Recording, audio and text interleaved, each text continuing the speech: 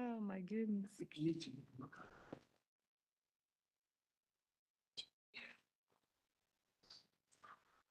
Joyous New Year, everyone. Happy New Year and welcome to 2026. Hopefully that you had a great holiday season. Good for some not. So before we start off with anything I would like for you to engage me with just a word of silence, a moment of silence. Lots have been going on. And so we want to make sure that we set our minds and set our hearts right, for this particular year. If you got somebody in mind that you're thinking about, send up a little prayer or something for them. Okay?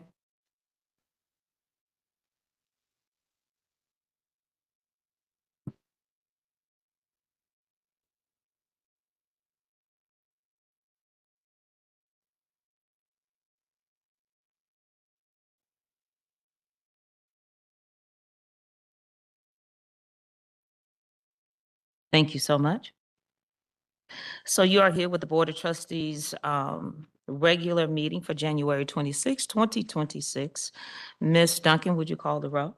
Terry Frazier, Present. Noel Garcia, Hope Lavelle, Present. Angela Matthews, Robert Proctor, Chatham Taylor, Present. LaShonda Thomas. Here. Thank you. Trustee Taylor, would you lead us in the Pledge of Allegiance? I pledge allegiance to the flag of the United States of America and to the republic for which it stands, one nation, under God, indivisible, with liberty and justice for all.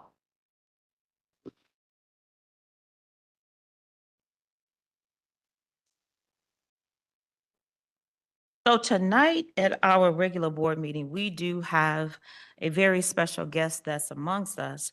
And what I would like to do, because this person is in such high esteem, I would like to present them to you. And I like, to do the honorable thing, and that is read some great words about them. So we have amongst us tonight President Brandy Johnson, who is the president of MCCA, and she obtained this position in December of 2021. Prior to this role, she served in the governor's administration, first as Governor Whitmer's education policy advisor, and most recently served as a manager of the Office of 60 by 30 within the Michigan Department of Labor and Economic Opportunity. In 2010, she founded the Michigan College Access Network and served as its executive director until 2019. Ms. Johnson was also a policy fellow and college access coordinator under Governor Jennifer Granholm. Brandy is a strong leader of MCCA. She's an advocate of community colleges and a great friend to LCC. Let's see here, because I just read that. I'm sorry. Let me see where I'm at. So Brandy is great at establishing community partnerships. She's a great ally. And we just are very grateful that she's here with us this evening. She earned a bachelor's degree in political science from Arizona State University and a master's degree in public policy from Gerald R. Ford School of Public Policy at the University of Michigan. Brandy was also appointed, as I said, by the Governor Whitmer to the Michigan on the Midwest Higher Education Compact and served as Governor Snyder's 21st Century Economic or Education Commission. She is recognized again for her leadership. Now, all of this we can say about Brandy, but if you talk to Brandy, she's going to tell you that her greatest accomplishments is being a wife, being a mother, as well as being a friend. So let's give her a warm welcome, Ms. Brandy Johnson.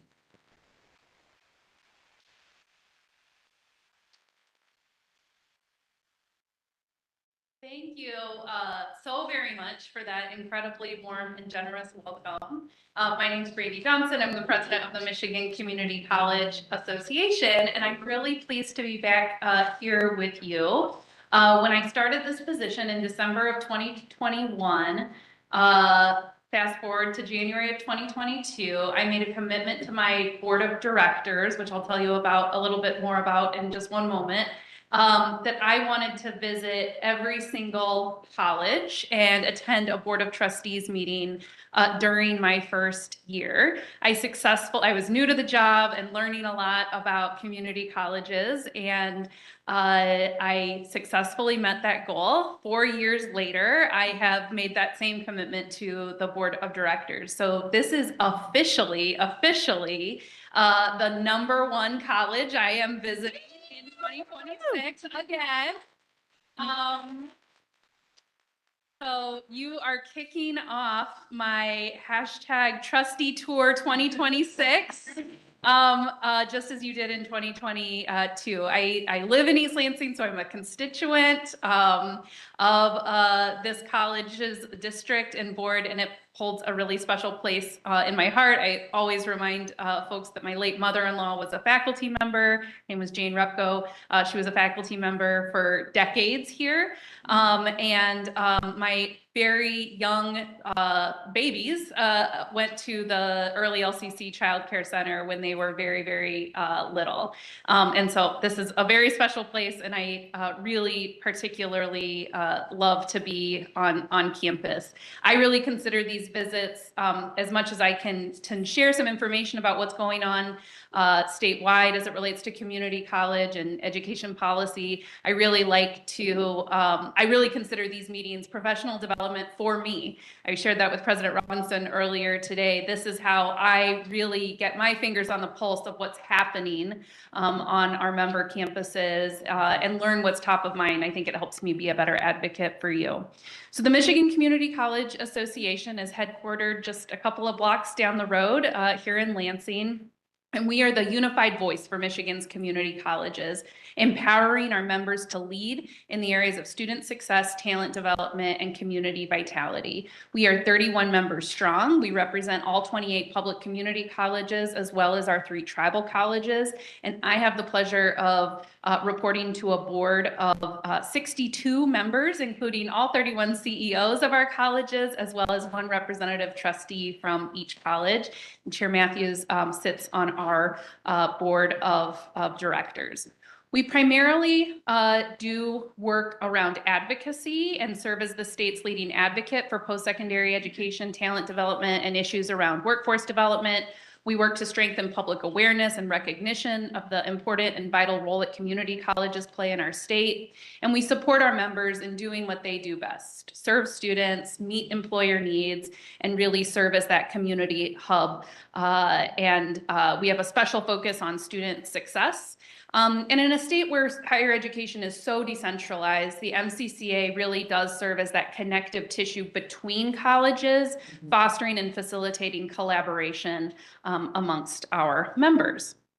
Of our 62-member board, we have a 10-person executive committee, and I just wanted to give a shout out to President Robinson, who is relatively newly joined our executive committee and serves as the president's vice chair. Over the next couple of years, he will ascend into the vice chair of the association and then the chair of the association in a couple of years, which is fantastic. When I first started, in my first couple of years, Trustee Proctor also served as our board association chair and demonstrated tremendous leadership and strong support of my leadership. We have a student success committee that works on student success issues, but we have a really strong, high-functioning legislative committee that works on helping MCCA take positions on various emerging policy issues and sets our agenda for the year. Trustee Matthews is new to our legislative committee, so I also just wanted to give her recognition for her important role serving on this committee that is extremely active and meets a lot, and it is a labor of love, I know, and I really truly appreciate her. So speaking of legislative committee, I wanted to share with the board what MCCA's legislative priorities are for this calendar year. These are hot off the presses. Last Friday, or I guess now it's 2 Fridays ago, our board of directors met to approve our agenda, and we landed on these 6 priorities that I'll walk through very quickly.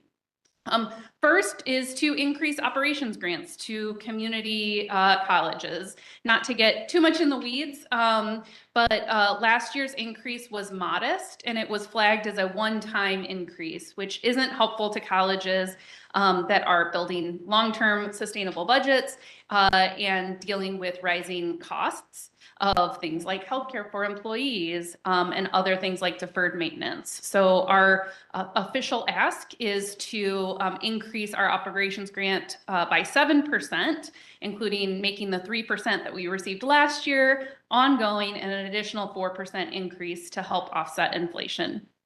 The second priority is to codify the Michigan Achievement Scholarship, which is the vehicle that includes the Community College Guarantee, which makes community college tuition free for recent high school graduates who enroll full-time at their local community college. Right now, the Michigan Achievement Scholarship technically only lives in the budget. So each year it has to be approved over and over again.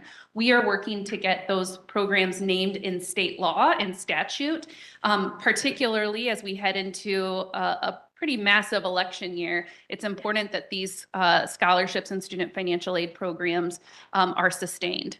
Speaking of financial aid, another priority of ours is to expand Michigan Reconnect by lowering the eligibility age from 25 years old down to 21 years old. Again, a tuition-free pathway really targeted at working-aged adults that are going back to community college. We have seen some pretty recent momentum on these bills. These bills have actually passed the Senate, are in the House. The governor called on them to be implemented at the auto show about a week and a half ago, which was really exciting to see. And so we think that these bills actually do have very strong bipartisan support and momentum in the House. And then our last 3, the fourth priority is around dual enrollment in early middle college by establishing a new funding stream outside the K-12 foundation allowance. In our current system, K-12 school districts are unintentionally penalized for participating in dual enrollment because they are required to pay for tuition and fees out of their foundation allowance. We want to divorce the two to really align incentives so that more school districts really tout the benefits that are clear and compelling for dual enrollment. The 5th relates to capital outlay projects. This is very surprising to me, but community colleges actually have a higher match rate for capital outlay projects than universities, yet don't have many of the advantages that universities have in terms of fundraising from alumni, from large endowments, et cetera. So we would like parity with the universities to have a 50-50% match, 50% from the college, 50% from the state, as opposed to what we have right now, which is the state puts in 25% and the college puts in 75%. And it continue to accelerate project approvals and construction authorizations. And then related to capital outlay is more dedicated money for the acronym is items, infrastructure, technology, equipment, deferred maintenance, safety, and housing. And that is related to just the ongoing deferred maintenance costs that our colleges have. And speaking of advocacy, encourage all of you, and you're all invited to our Capitol Day. It's a great picture of President Robinson with all the mascots. I like to personalize my PowerPoint presentations for the college I'm going to. So save the date. The Advocacy Day will be, or Capitol Day is on April 16th at the state capitol. We take over the state capitol for the day. We go to the House floor and the Senate floor and get recognized. And then the association really sets up all the individual meetings between the president, trustees, students, and even mascots with their legislators, and provide unified talking points so that we're all singing from the same hymnal. It's a really powerful event. It's another great picture of me and some of our LCC trustees as we head into the start of the FY27 budget season. The State of the State address is a really important event where the governor lays out her priorities for the year. We know the date for that, and that is February 25th. What we don't know is when the governor will release her executive budget recommendation, and it may even happen before February 25th, which is a little bit of a reversal of order that we typically see. But we will be ready for that and share more information. In terms of the state budget, just a couple of things. We a week and a half ago had the consensus revenue estimating conference. The state's revenue, it's sort of a good news, bad news situation. The bad news is that the general fund is down. The good news is that the school aid fund is actually quite healthy. 100% of community college funding comes from the school aid fund. So that is reassuring. We are still in the middle of sort of a battle between the House and the Senate and governor's office around whether or not funds that were spent in FY25 could be work projected, which means they can be spent over many years. That's in the courts. And that has delayed some bipartisan action that is needed to authorize new capital outlay projects, as well as to authorize planning authorizations. Like I said, some of our priorities on our legislative agenda are actually live and active right now, with bills to codify the Achievement Scholarship, expand Reconnect to 21, and to take action on dual enrollment. Those are all live and actually happening in the legislature right now, and so we think that those will be prioritized. As I mentioned, it's a huge election year. Everybody is up for re-election.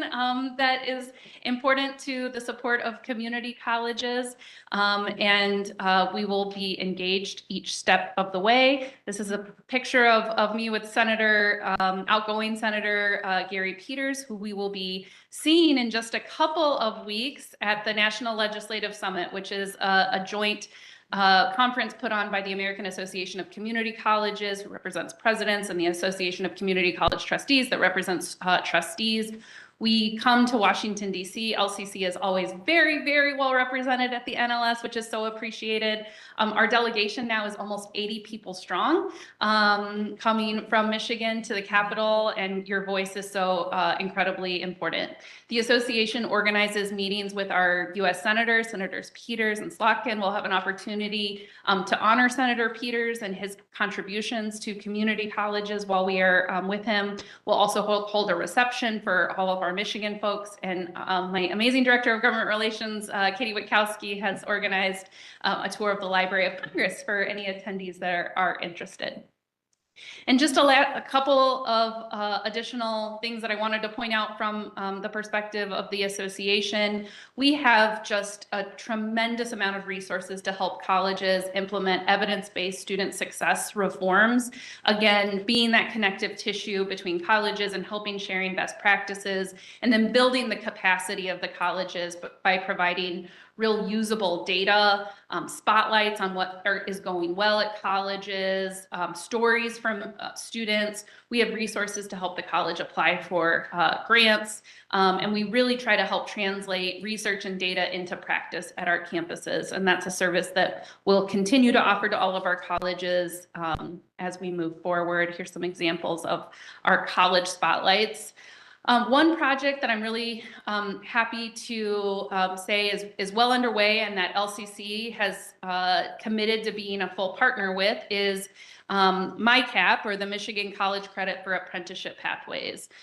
Through a partnership with the Michigan Department of Labor and Economic Opportunity and 14 building trades, we have created a partnership that will allow colleges to provide credit for individuals that have completed registered apprenticeships, got a journeyman's card, and be able to use that to make significant progress and momentum toward an associate degree. And so we are doing a lot of the work to evaluate the training that happens in apprenticeships, be able to provide you all with a credit equivalency guide so that you can recognize and honor the learning and training that happens with our skilled trades and labor unions. This will allow LCC to create dedicated pathways for these individuals to efficiently and affordably complete an associate degree and hopefully go on and get a bachelor's degree. So this is a really exciting program that we are getting started with. We also host a leadership academy, and we think it's really important to invest in our own talent right here at our community colleges. You all are very lucky in that you have a phenomenal president who hopefully will stay here for a long, long time, but we have a tremendous amount of turnover amongst our presidents and senior level cabinet positions at our colleges. And so we owe it to ourselves and to our talent here at our colleges to invest in them, to develop their leadership so they can take on more and more roles. So our current cohort in our leadership academy has 44 talented individuals from across 25 colleges and all sorts of different roles. We have two, as you can see on the screen, we have two individuals from LCC who are currently participating. Yay! Thank you. And congratulations to Lane Ingram, who is our most recent graduate who graduated in the last cohort. So that's and speaking of staff, MCCA supports various affinity groups. So I primarily work with presidents and trustees, but all sorts of different roles at colleges meet together and collaborate, and MCCA supports them and builds their capacity. So you can see a laundry list of all of our affiliate affinity groups, working with financial aid directors and admissions directors, occupational deans, chief academic officers, et cetera, et cetera. LCC is really exceptionally connected into these groups. I would say way more than other colleges. And you have strong representation, and oftentimes leadership comes from LCC, where your person serves as the chair of that group. And speaking of Lane, I just wanted to give him a shout out. He helped to orchestrate the Chiefs of Staff group that is just new, just brand new for the association. And that's like a perfect example of the leadership we are trying to cultivate. And then lastly, just a couple of events. Again, make sure April 16th is marked on your calendar. We'll be back on Mackinac Island for our summer conference, July 29th through 31st. And just a couple of other odds and ends. So again, thank you so much for providing me an opportunity to be with you all tonight. Again, I'm happy to give an update, but I'm mostly here for me so that I can learn what's happening on your campus. I'm so very grateful for LCC's just really consistently strong commitment to the association, and not just supporting what's happening here in the capital region, but LCC really is a leader amongst all of our colleges and is such a support to their 30 other peers. So thank you very much. I appreciate all of you. I'll just be here listening. I'm happy to take any questions if there are any, but mostly just wanted to express my gratitude. Thank you. Go ahead.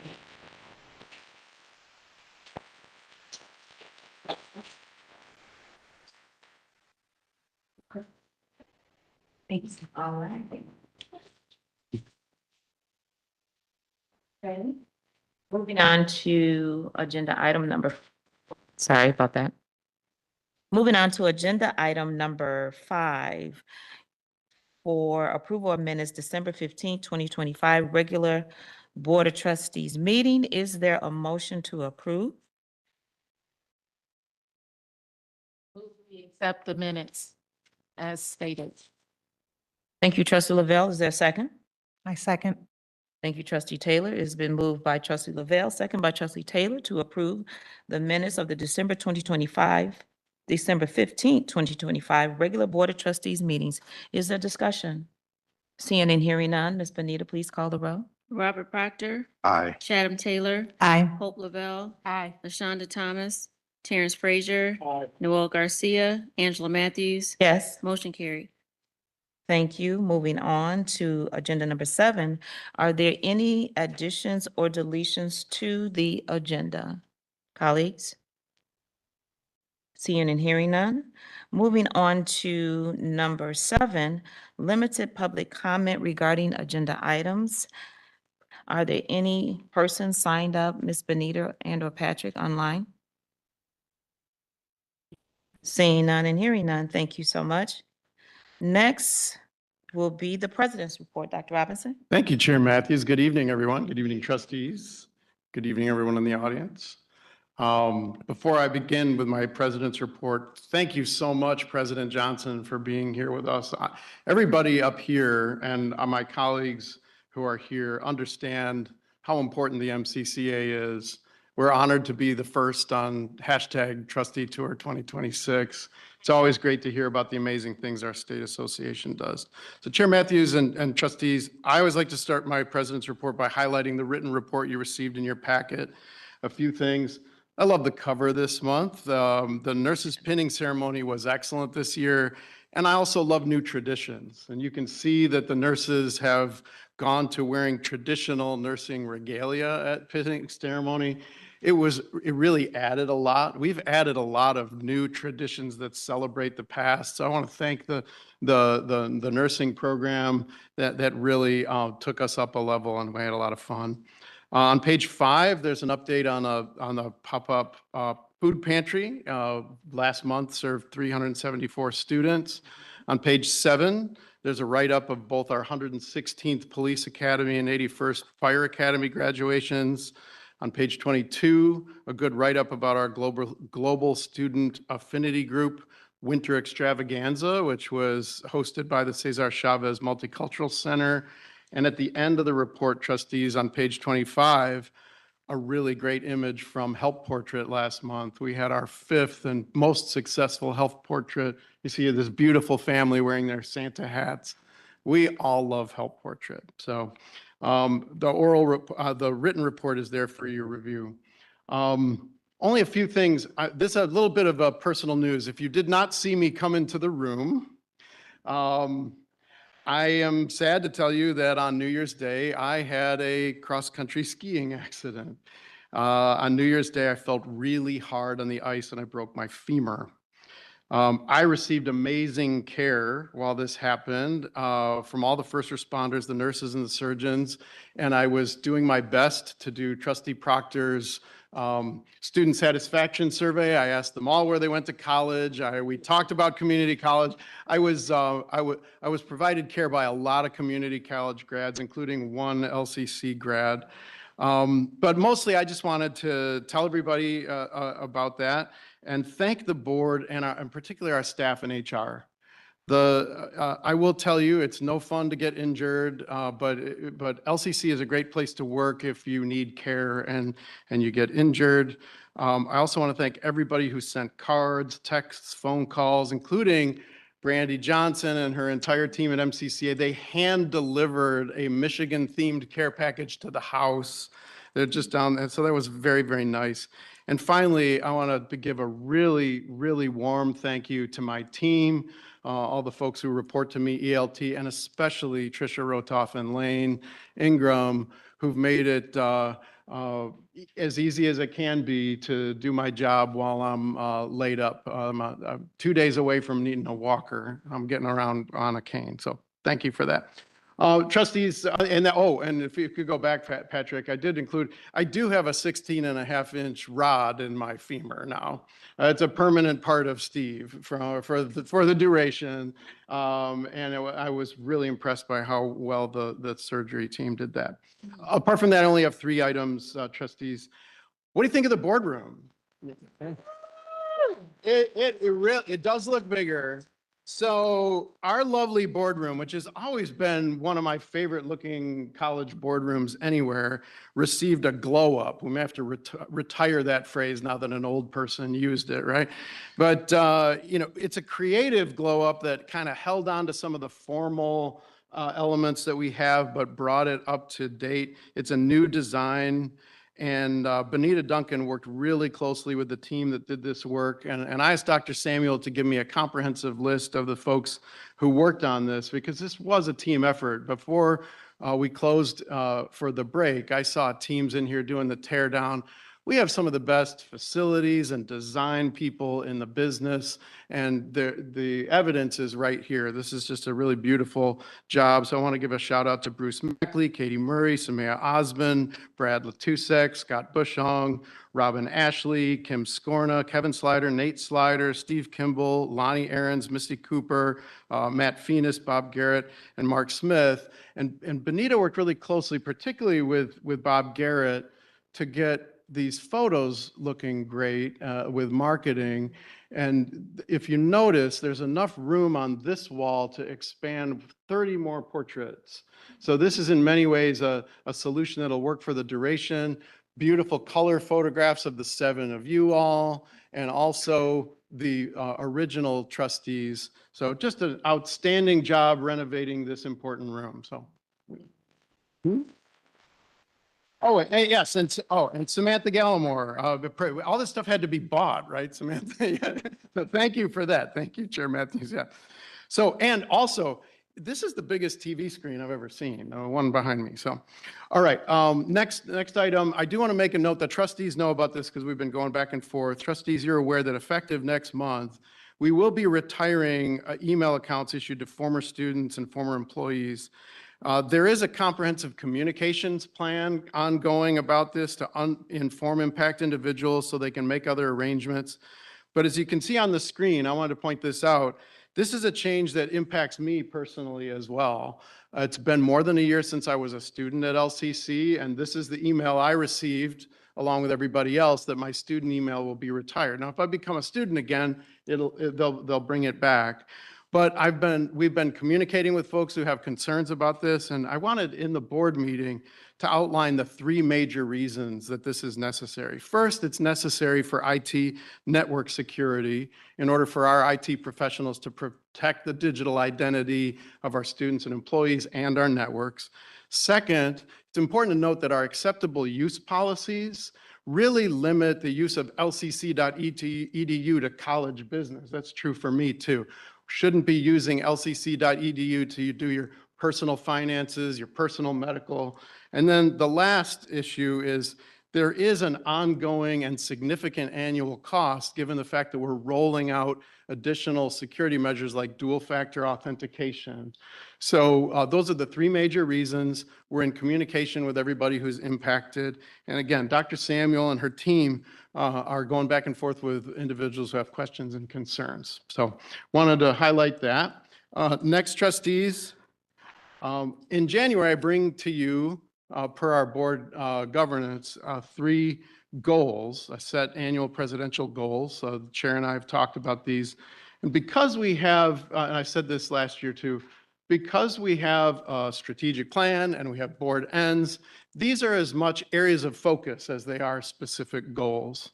So I've been discussing these with members of my team for several weeks, and I wanted to walk through them with you. You'll be hearing me talk about these throughout 2026. The first goal is to promote and highlight LCC programs here at the LCC board meetings through a comprehensive set of special presentations as part of my president's report during the regular trustee meetings through the year. Now, I put a lot of thought into this report every month, and so does my team. But rather than thinking month to month about what we might bring you as a presentation, I'm going to be meeting with the LT, discussing with the chair, and think of 12 months as a comprehensive whole of which programs we would highlight and have my colleagues come to the podium to present about. So think about it not episodically, but for the whole year. Now, as I've mentioned before, there are really 3 elements to the report I'm giving. There's the written one, there's the oral that I'm doing, and sometimes we'll do a special presentation. As I told you last year, whenever I do a special presentation now, there'll be documents like a slideshow that we will get to Benita Duncan to put in the packet ahead of time so that you can see it before the presentation. So that's goal number 1. Goal number 2 is something I've been talking to a few trustees, particularly Trustee Lavelle, about, and that is artificial intelligence. My goal as president is to understand the implications and future development of artificial intelligence for three key realms or areas. The first is teaching learning in the classroom. And I was at ground zero of this last semester teaching freshman comp with ChatGPT, right? But the second is the enterprise and organizational technology here. What will AI do to work and tasks and jobs and positions at LCC? Third, what will the impact of AI be on regional workforce trends, career opportunities, economic changes, and the equitable distribution of those kinds of impacts outside of the college? Now, a few things to say about that. There are a lot of folks working on AI here at LCC. It's not just the president. This goal is about making me smart and understanding of it. We've got academic folks working on it. We got IT folks. Most of the leaders at this college are studying the impact of artificial intelligence. Numerous areas of the college are working on this, but if you follow this topic at all, some experts believe that we are months, not years away from significant impact on all these three areas that I'm talking about, the rapid development of AI tools.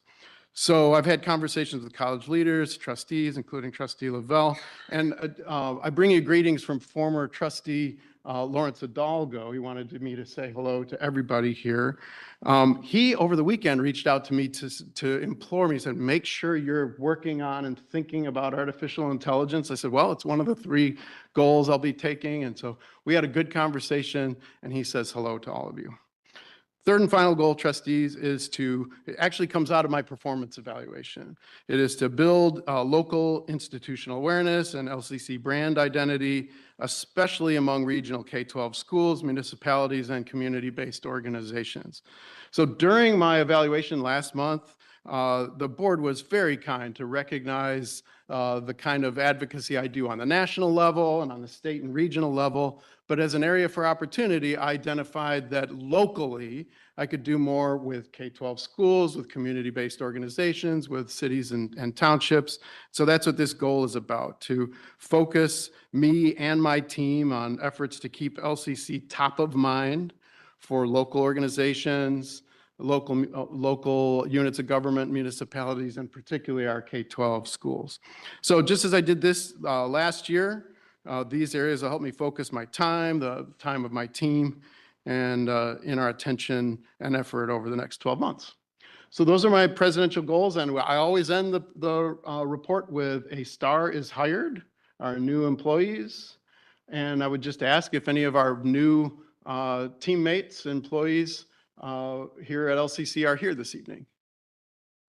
And I don't see anybody getting out of their chair, but trustees, I always think it's important to acknowledge our new employees, and they're all, I meet them at the new hire luncheon, and I also invite new full-time employees to meet with me one-on-one, and those are some of my favorite meetings. So with that, that's my report, Chair Matthews.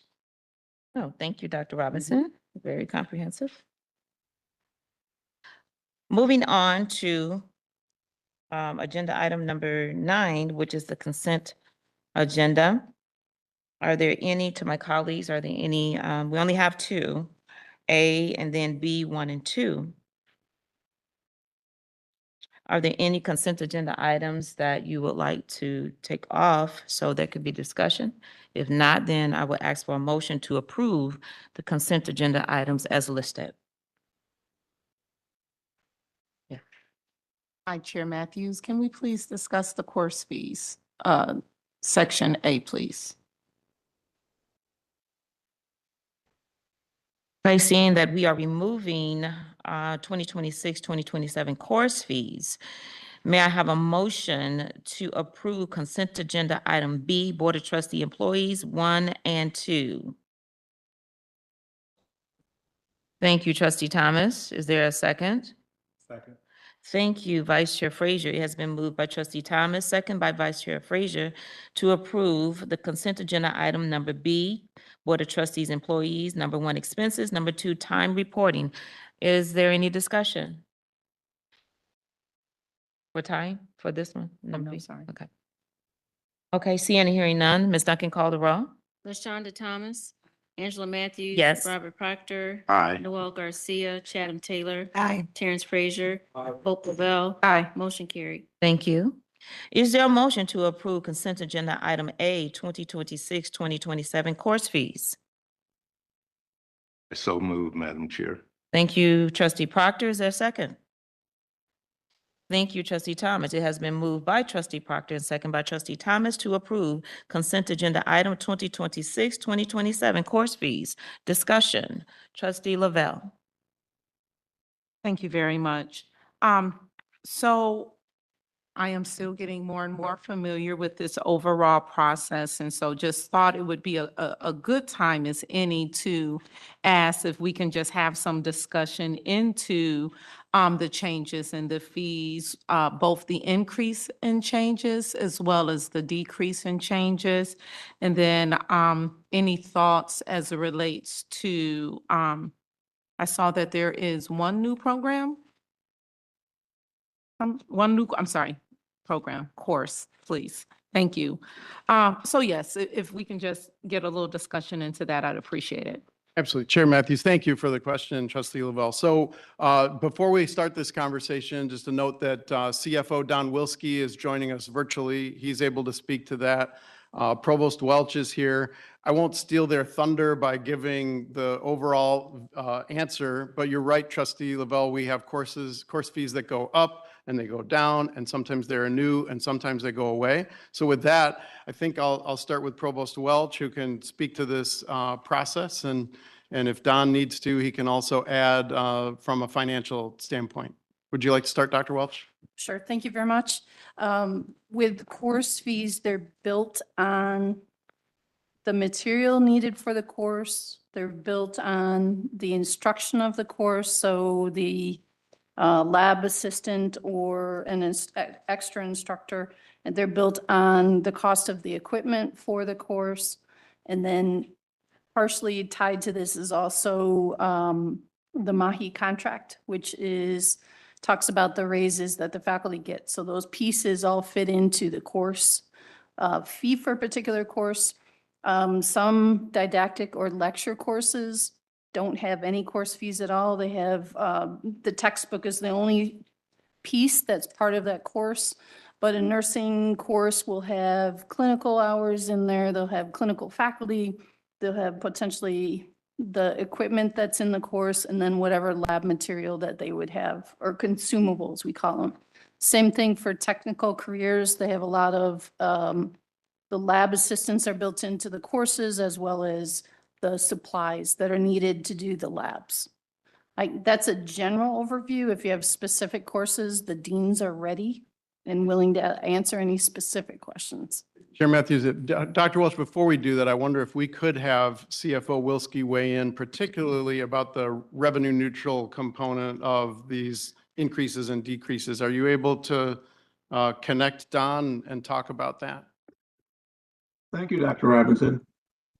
Yes, we have a very extensive process that we use to identify what needs to be included in a course fee. As Provost Wells has said, that many courses have no course fee. The fact that the colleges have the philosophy basically that individual students pay for what they're getting in their own individual classes and not spread specific costs over the entire institution and all students. So our controller, Megan Garrett, and staff work with the academic deans and their staff to do a detailed analysis of what happens with our costs for specific courses.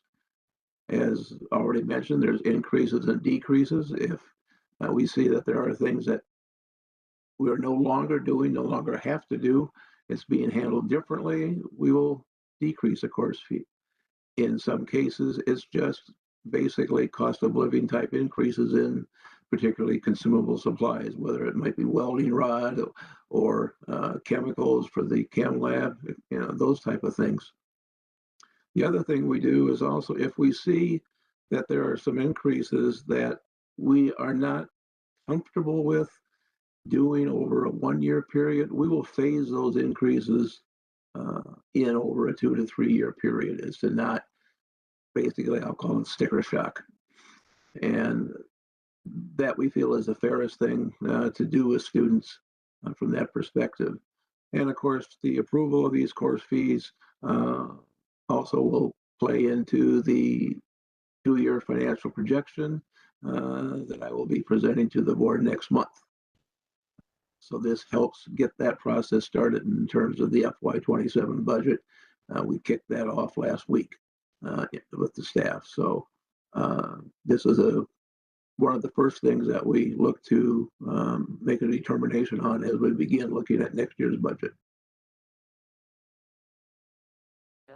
Thank you so much, Don. So you kind of went right into, I guess, area that I did want to ask about. So could you talk about like the year-over-year change? And so how the changes with our fees compared to what we did last fiscal year? And then if one of you all could speak to if we have discontinued any courses. I think as most people realize, inflation over the last year has been higher than it was previously. That has to do with, in some cases, because not everything that the college uses is manufactured in the United States. So there have been certain cases where our costs have risen because of tariffs. But basically, in many cases, it's an inflationary factor that has caused the biggest amount of the increases. Also, as Provost Welch mentioned, for those courses where there is a student to teacher ratio that's very small, annual increases in compensation also are reflected in that. And that's primarily in the Health and Human Services Division. Jim, if I could add to the answer to Trustee Lavelle's great question, you could scan this list and find some examples. There's some real volatility in going up and going down. I would do this every year. And what you see is each one of these is a very local situation. Just if you're scanning tech careers on page 23, you'll see Corrections Academy 2, a significant drop in the course fee. And just a few lines down, pole climbing 1, a significant jump in the course fee. What that usually means is something was discontinued or something was added. And I always return to what Don said first, is that the principle, the guiding fiscal principle of our course fee structure at LCC is we only charge the students for what they use. So I hope that helps. I guess let me try to clarify. So like I see here in the pie chart, we have for this proposed fee is courses with fee increases of 24%, courses with fee decreases 5%. Our previous fiscal year, if you can talk about what that mix looked like. So our previous fiscal year, did we have 20% of courses that had a fee increase? And now we're talking about, now we're at 24% of courses with a fee increase. I guess that's kind of where I'm trying to understand, how's our pie mix changing year over year?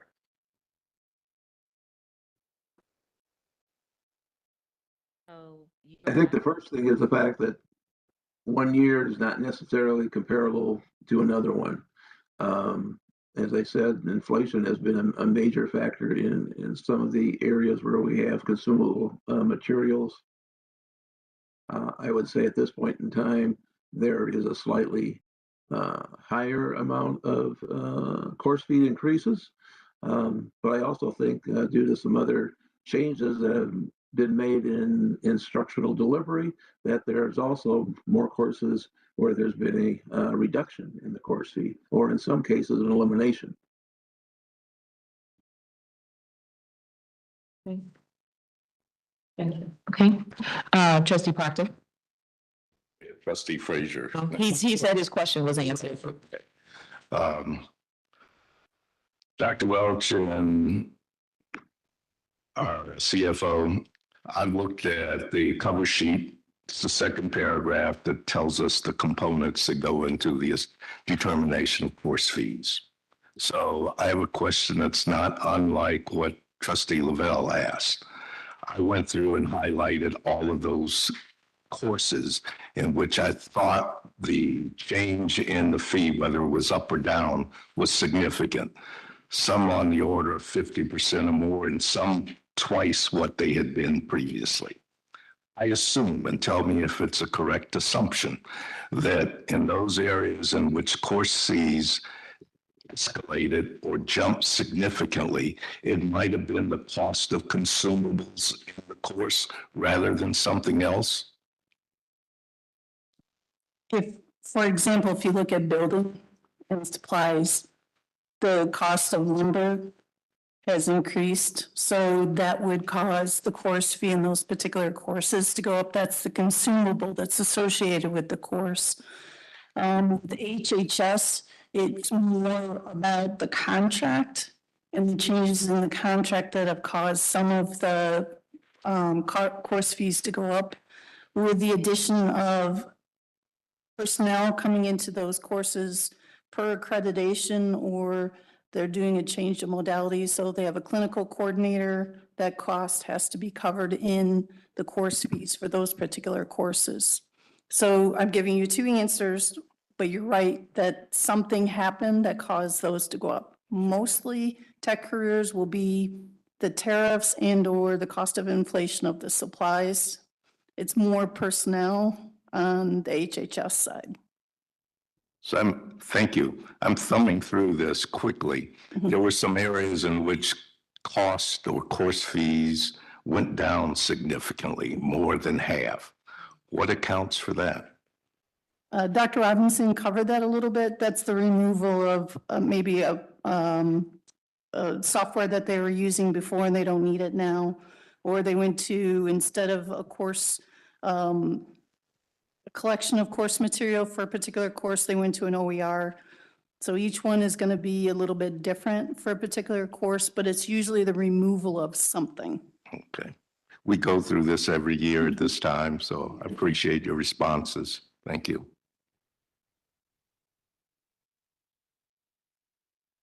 Chair Matthews, thank you to the teammates. I think it's important that we revisit these every year. In my previous college, they were only revisited from time to time. We like to be very transparent about what our students pay.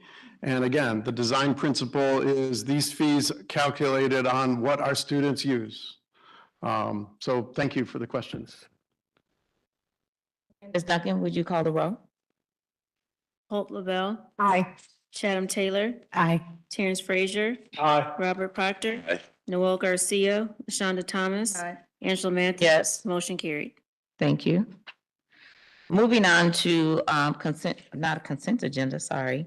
Agenda item number 10, trustee generate idea needs analysis. Before we get into possibly some discussions, I'd just like to thank Dr. Robinson and his team for this very detailed and thorough needs analysis, this report. And then also want to thank you for the initial report that you brought forth with regards to recommendations for the amounts of the dollar amount that is being asked. So I just think that you did a fantastic job. I know it was probably a lot of hard work and is truly appreciated. And so, colleagues, the information regarding this needs analysis starts on page, I want to say 30, because of the cover sheet. So they start with the cover sheet, that it is very detailed in its report and the explanation. And then you can go over, we start over on page 32 of the board packet, getting into the actual report. I was very astonished that you had 1,900 students who replied back to the survey. I think that that's awesome and amazing. I don't know if I have heard of that high number before with a survey put out to the students. So you did a fantastic job with getting students to complete the survey and to turn the survey in. So with that, what I'm going to do to make sure that I hear the voices of my colleagues, to make sure that if there's any questions, whatever questions that may be pending, that I'm going to start from my right, be your left. I'm going to go from Trustee Lavelle. I'm going to route it all the way around and end it with Trustee Proctor. Like I said, making sure that you got a question, ask your question, and so then hopefully we can move this forward and give the administration clear, concise directions as to what these monies will be used for. There's 3 items of recommendation. There is textbook, expanding the library textbook program, expansion of the college food pantry program, expansion of the laptop lending program. So without further ado, I'm going to start with Trustee Lavelle with any questions you may have. Thank you, Chair Matthews, and thank you to the staff and the team that prepared this thorough report. You all had me at home pulling out my handy dandy calculator and trying to calculate things out. So, I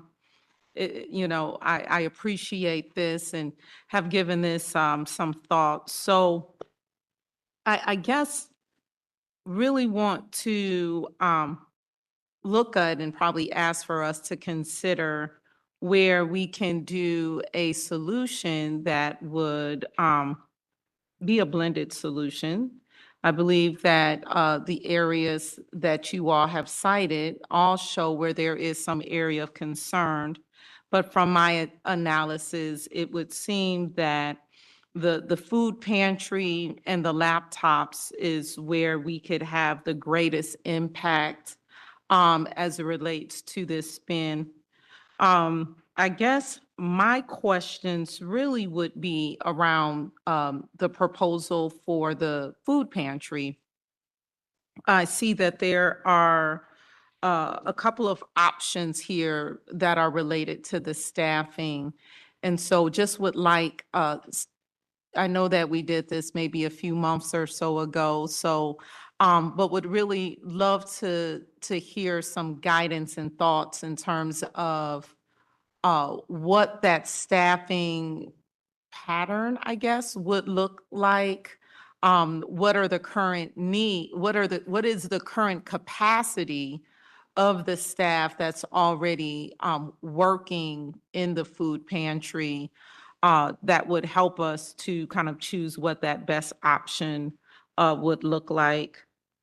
And then, yeah, I do have some questions around the laptop, but I would say around the food pantry and the staffing capacity is really kind of where my focus is. Thank you.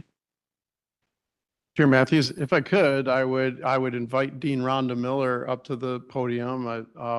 She's aware that the trustees would have questions about this. So Dean Miller, if you don't mind coming up and speaking a little bit about what staffing would look like under some of these proposals. And while Dean Miller's coming up, Dean Miller is one of many, but Dean Miller put a lot of work in getting you the information that we're talking about. So I really want to express my appreciation to her. Happy New Year.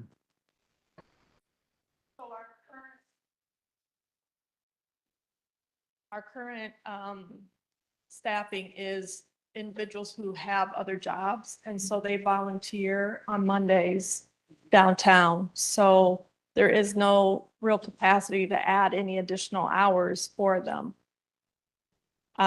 Thinking about additional staffing, we could look at hiring someone part-time depending on the number of hours we would offer the pantry, because right now it's only available downtown for 2 hours. On Mondays. For the whole? For downtown, and then every day at our other campus locations. So So if we approved the spend for the food pantry, what would that look like for you? For my budget or? For your budget? I mean, for you bringing someone in, would you be able to hire some of these volunteers? Would you need to the time? I mean, would you be able to ramp up immediately, or are you gonna have to post the job, or, We would have to post the position. Okay. And that takes a little time, but we could expedite it as much as we could. Again, it would just depend on how many hours they were going to work a week. And I'm sorry, I forgot the first part of your question because I can see myself on this screen. It's like a squirrel moment for me. Could you ask that again, or So- did I answer? Yeah, no, Okay. I mean, I'm wondering, so we have a couple of options here that we were provided, and there is, I want to say, the budget of 50,000, or no, that's your current budget. Yes. But then there is this kind of calculation that goes into the cost with some phase one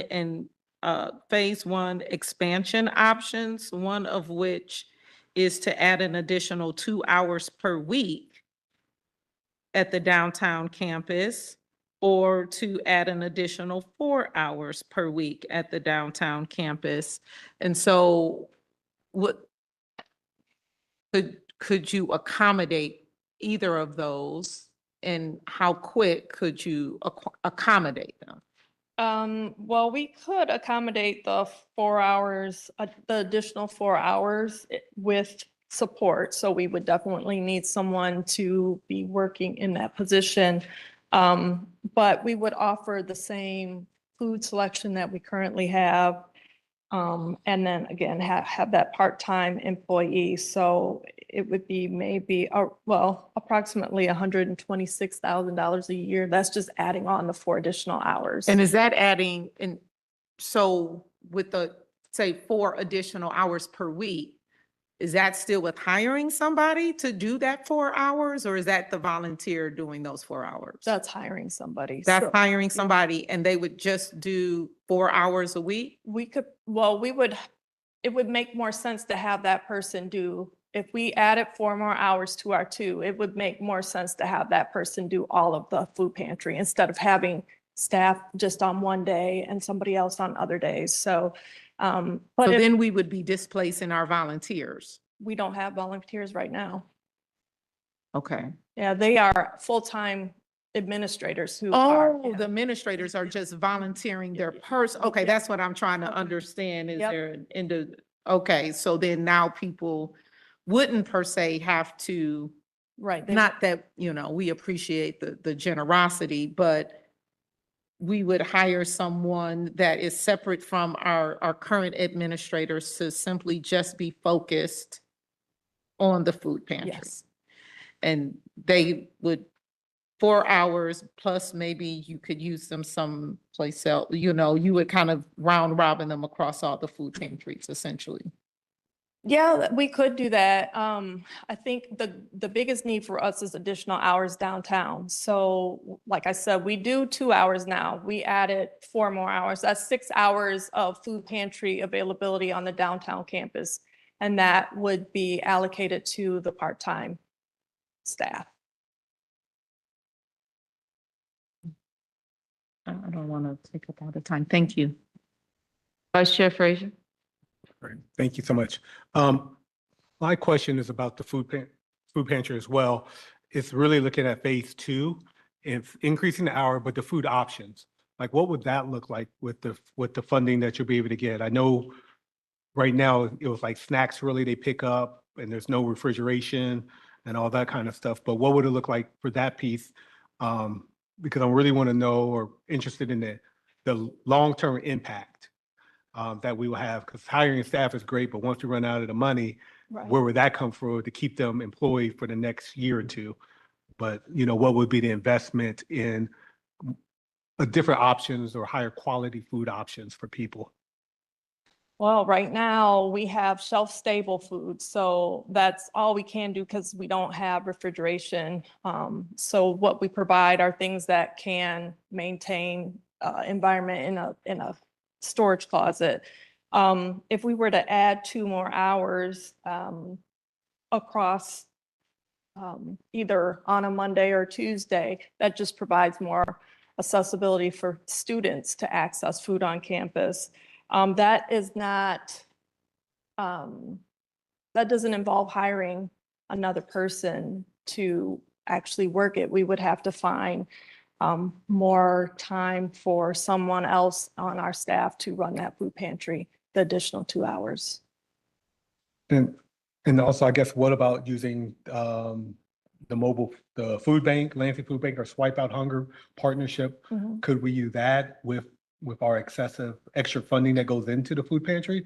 What would that look like if with using some of their food that's non-shelf, Perishable? yeah, non-perishable food? So what would that budget look like in time frame of impact? I don't have the figures with me right now from the Greater Lansing Food Bank, but they have figures set up for agencies that they distribute food to. The issue with utilizing the food pantry is a lot of their food is perishable. That's one issue. And the other issue for us would be that our buildings are locked, and when you work with the food bank, you have to become one of their food, I can't think of the word, but yes. So it'd have to be open to the community.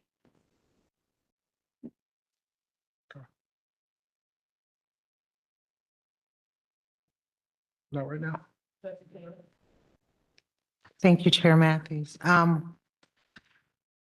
So I know you said that the big need is in the hours. So I'm gonna start there and then I'll work my way down. So with the food pantry, and I'm focused on that one, I did look at the textbook, expanding the textbook one too, and I actually kind of was very impressed with that one, but I'll stick with the food pantry for now. But so breaking down the cost per student visit. So I appreciated that, by the way, the entree cost. So the total, I won't go in detail because we all looked at it, but the total cost per visit, $8.30. And so, and it says fall of 2025, we had 61 visits per week. Okay, and so for phase one, for me, I'm thinking more of if we're adding 2 hours and with a total of the 700,000, that would be 7 years, and then the 4 hours would be equivalent to 5 years. Have we thought, I guess, about the post-initial funding, like after the 5, the 7 years and beyond? Because eventually, we don't want to have to keep giving the same amount of money. What does that look like? That's my first question with the hours, because that is a big need, so. We would have to start budgeting that amount into the student affairs budget so that when we are out of trustee funds, we would be able to support it with our funds from student affairs. So we would have to start building that into our budget gradually. And like you know, the last couple of years have gone by fast, so I suspect 7 years will go by really fast. And I want to make sure if that is something that we need to do, that we start planning for it now. Thank you for that. How would we know that the need is being met? You know, like the number of hours added, that need is actually, like, what would be that? How would that look? How would we know that that's truly making the difference because we added 2 hours or we added 4 hours? Right now, we have a lot of student comments about not being able to get over during the time that it's open because of class, or they're either not on campus on Monday, or even at West Campus, a lot of those students come in the evening. And so there's no one there to have the food pantry open.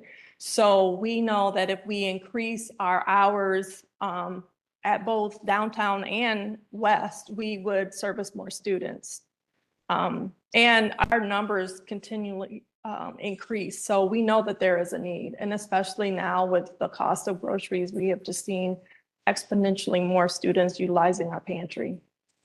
I think Dr. Wells wanted to kind of jump in here with adding to Dean Miller. Is that correct? So one way to deal with the budget is to institutionalize it. That will take time for us to get to a point where we can cover the funding every single year.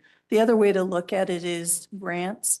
And there's there's a $100,000 grant that's out right now, Hungry Campus, that we're going to look at to try and support our food pantry. Okay, so just, this is more of, comment for phase 2 and 3. So phase 2 would have a broader impact, obviously, than, the phase 1 we know would be more of the immediate need for our students, and that's what we want. But phase 2 would be broader.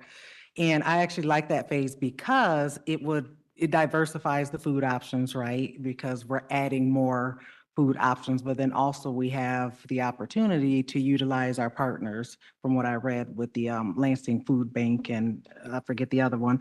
But then also the swipe out, yeah. And then phase 3, so that one, for me, that's more of the long-term strategic plan.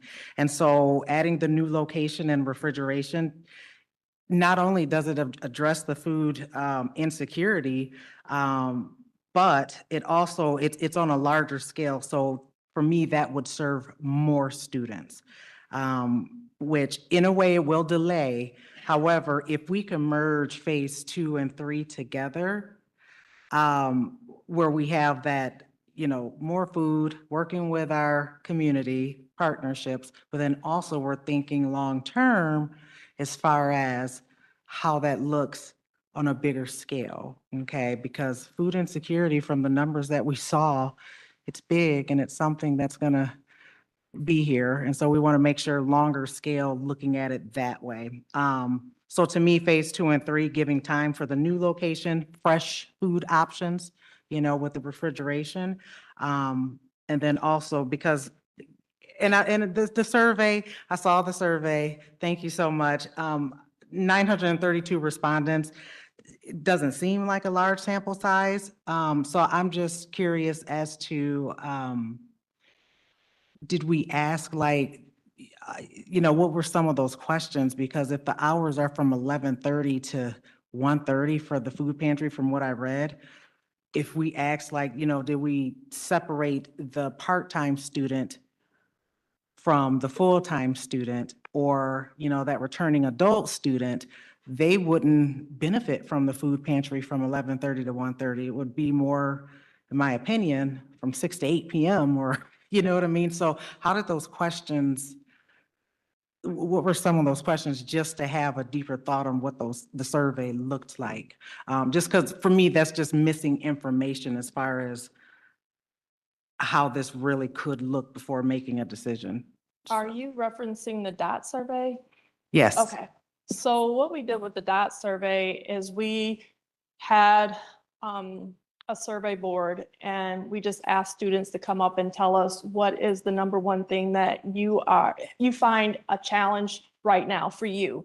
And they could select any one of the options that were on that board. However, we did it in every building. We went to every campus, so we got a wide sampling of our students. We were there at West in the evening. So we made sure that we received the voices of students from every building. And the unique thing about the results are each building had a different number one topic. Like some buildings, the number one issue was cost of textbooks. Another one might have been food insecurity. So we were able to really look at where needs were based on the building or the programs that students were in. They couldn't vote more than once, so we had to make sure that people weren't coming back around for a second donut, which is fine, but we wanted to make sure that the count was accurate. And basically, we didn't ask for any demographic information like, are you a part-time student? Are you a full-time student? I do plan on doing another survey this spring semester, and I could ask those questions as well. Based on the number of respondents,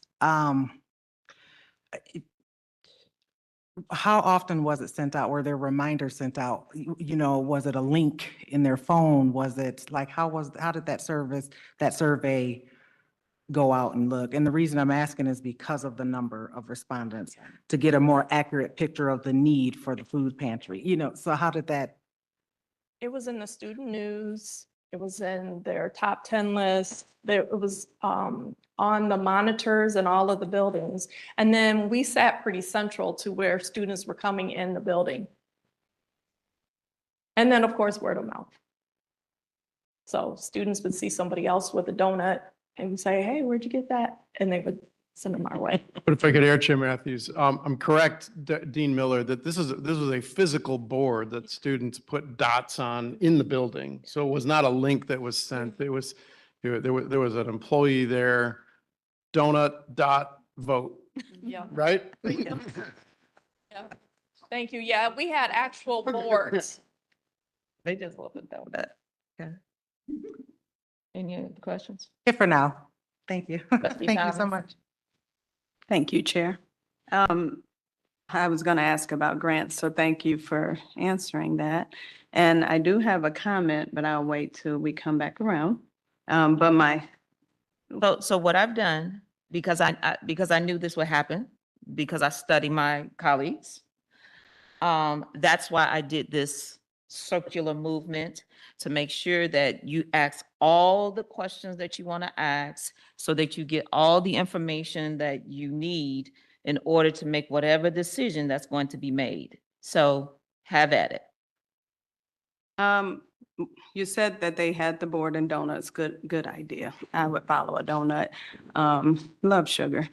Anywho, were you able to survey students online? No, we were not this time. We have to figure out a way to do that. Yeah, I think that is important, but I did put that in my note too for my comment. I'm all for a survey, so I appreciate the 19, and I'm hearing two different numbers. I read 1901, but I heard 932, so I'm not for sure how many students were actually surveyed that day, but I appreciate it, whether it's a donut that caused you to come or whatever, just your input, because that's what matters and that's what helps us to understand and see clearer into what's going on. So I appreciate each student for doing that. So that is my question though. So I hope we can do it online. I was surprised at the number of students that didn't want a donut. They just wanted to answer the survey. Absolutely. Yeah. Thank you. Trustee Proctor? Thank you, Madam Chair. I'm not sure where I would begin. First, I'd apologize because I may not have read this as carefully or as comprehensively as I should. I go back to how this started. It was a trustee-generated idea of spending, I think, $700,000 on providing textbooks for students. There was some analysis about what that would mean. And the administration came back with some recommendations about some other areas of student need that we might want to look at in terms of, if we're going to allocate that kind of money, what should it be spent on? So I see 3 recommendations in this report. So my question is, if I didn't discern it from my read, is what did you find to be the greatest need for students to be successful in their endeavors at Lansing Community College? Chair, Is it food insecurity? Is it housing insecurity? If I read this, mental health is a big issue. There are a lot more students with those kinds of issues than I think we realize. And should that be the focus? Is it textbooks? Is it laptops? You've offered some solutions for some of those. So if we're going to spend, and I wasn't sure, I'm skipping around a little bit, whether these were 3 recommendations as to how we might allocate whatever number of dollars we would. And if we did it in a certain manner, we'd be able to get better bang for the buck. That's my phraseology. So back to the initial question is, what did you find, if you found, what would be the greatest student need to help them to be successful if we met it? Chair Matthews, if it's okay, Dean Miller is perfectly capable of answering Trustee Proctor's question, but if we could start with the provost, for the reason that there are these different items, they all come under the student success umbrella. It's an excellent question, and I wonder if it's okay if we started with Dr. Welch providing an answer. I wasn't picking on anyone. I know you weren't. I'm more telegraphing to my team who are, by the way, before you answer, Dr. Welch, Dean Miller and everybody doing just such a great job answering these questions. You can tell how closely and with how much care they work on these important issues. So thank you, Dean Miller. Dr. Welch. Thank you. If you look on page 32 of the board packet, I'm right there. we tried to address your question that you had asked us about the need. And so if you look nationally and locally, it's transportation, food, housing, childcare, textbooks. All of those are not traditional needs, but those are the needs that are out that students are reporting, not only our students, but also nationally are reporting.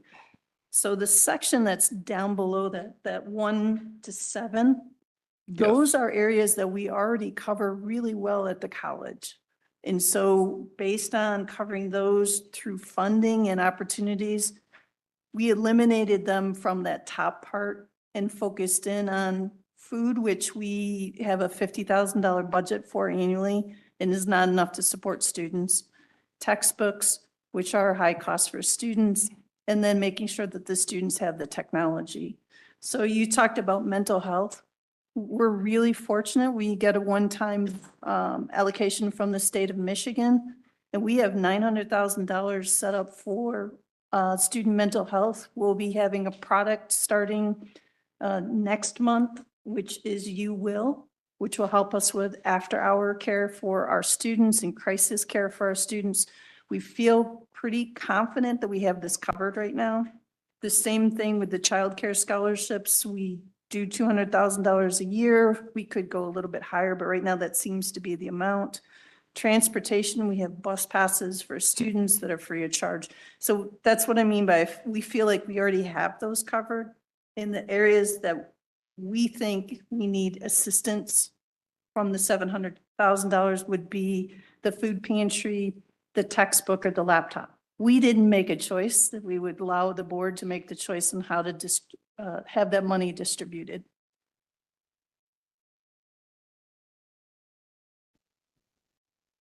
So we're dealing with funding 3 items that would address student needs. For us, we set it up as pick one, but if the board would like to fund 3, then That's what I'm the trying to board's get at. choice. Is Yes. So let me interject, since I'm the person that brought this to the board. Dean Miller, I got 2 different pages here.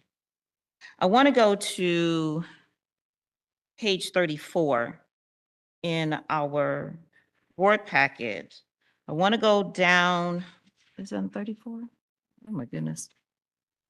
I'm trying to find where it says under the quote unquote thing I would like most to change at LCC. It says food and eat were top words. Is that the dot that you're talking about? Because I see a little bubble over here on the next page and it has different words. It has student security registration, online, so on and so forth. Chair That's- Matthews, yes. that's from the campus master plan survey of the 1,900 students. Okay, okay, all right. So then I want to go over to where it tells me about the laptop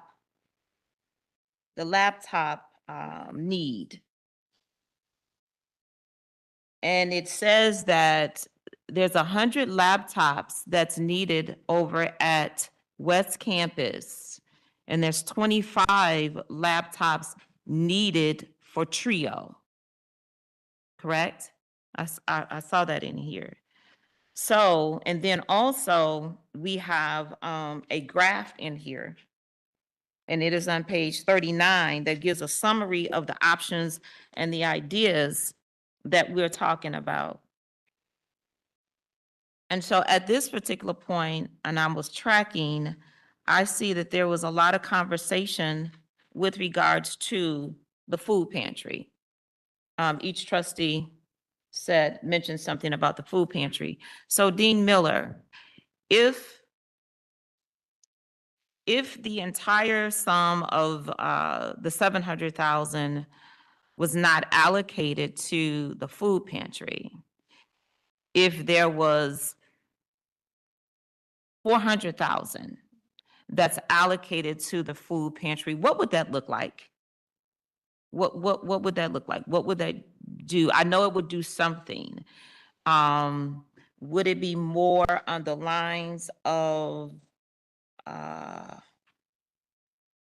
years? That amount could sustain the food pantry, do possibly the refrigeration, the location, at least get that up and running as the college builds it into the budget. So when the money runs out, then those, It's institutionalized. institutional funds take over. I can't tell you what that would look like in terms of the cost for refrigeration, because I don't know that right now, or if we wanted to do, like, I don't know the exact name, but they have lockers that are similar to Amazon pickup lockers that we could possibly purchase. But again, I don't know the cost for that. But if we were to receive $400,000, our food pantry would look a lot different. We would have a dedicated space with shelving, we'd have dedicated staffing, and we'd have more availability of hours for students. And I think at the end of the day, that's what we want. Okay, thank you. Okay, are there any additional questions? So, you guys gave me quite the visual with this survey, around the dot with the donut. I guess my question, we're calling it food insecurity. Could the students have just been hungry? I'm just like, it's not to say they couldn't afford food, but maybe they are just telling us that maybe they just want, additional food options for us to provide. I think it's worthwhile, we're doing these deliberations for a food pantry, but at the end of the day, it's 4 hours, one day of the week. And I just don't feel like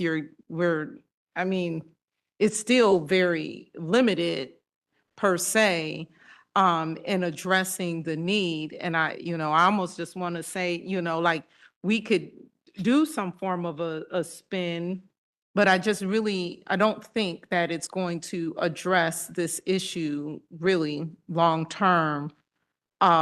Because 4 hours now on a Monday, with no donuts.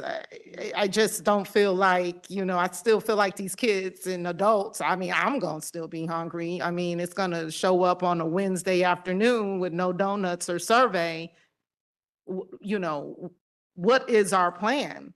So, I think that this activity has uncovered something that I do believe at some point we need to give some deeper thought to. If we're hearing loud and clear, folks want food, I think we need to think about how do we give them food options, whether that is through other partnerships, thinking about what our space configurations look like that extends beyond 4 days of, I'm just going to say, even a 40-day work week. That's only 10% of the time. And I know we're open a lot longer than that. So I guess that's just all that I would really like to kind of add to the context of this conversation when we're talking about and addressing student needs, like not just kind of, we can throw a little something at it to help, because I do believe the food pantry is a great asset that we have, but I would really like us to think broader. Mhm. Thank you. I think to respond to some of your statements, we would be really strategic on how we would offer it. So we wouldn't necessarily just add 2 more hours on a Monday. We would look and see how many students are on our campus on a Monday, how many students are on our campus Tuesday, or Monday, Wednesday, Tuesday, Thursday. And then also look at those evening classes and locations. So I don't want you to think it would be like a willy-nilly, we're just going to add 2 more hours on just to say we're here to provide food. We would really look at our student traffic. I think the other thing to consider is that we have 2 groups here that we're talking about. We have students who just want a place to eat, like something, food on our campus. And that's one group of students. And we do hear a lot about, we wish there were more food options. But there are other students who do not have the money to buy food, even from our grab and go. And so those are the students that we serve. And I know I've been fortunate enough to never be hungry, but I can only imagine what it's like to do that day by day and have to go to class and learn while you're hungry. And so even the 2 hours that we provide on a Monday is something for a lot of our students.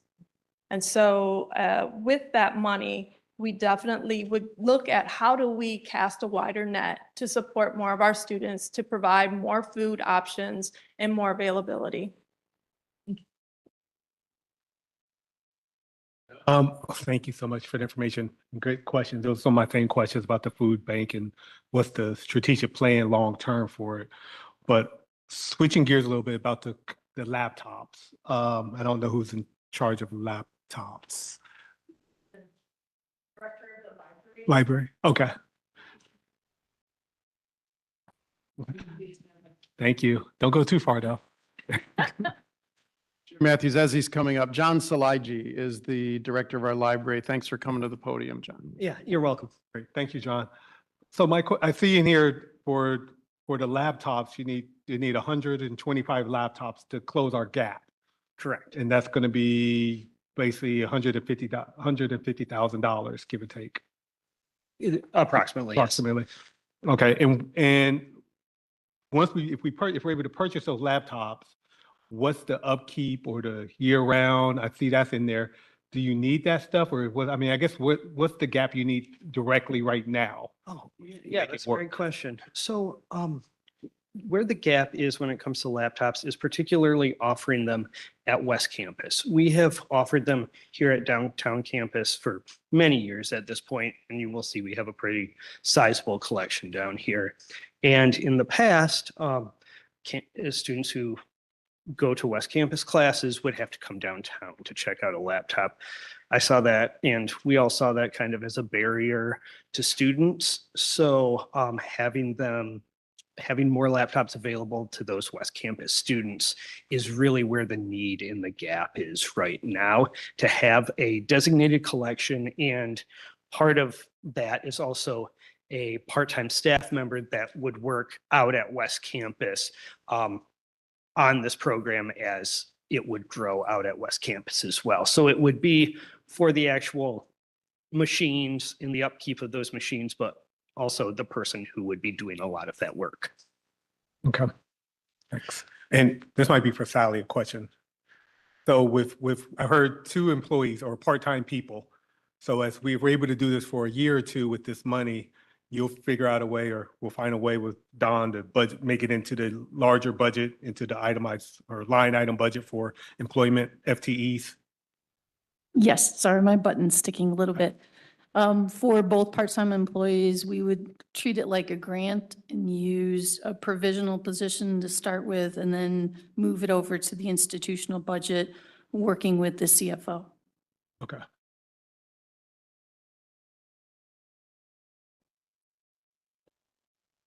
I wasn't looking. Doesn't matter. Thomas and then Taylor. Okay.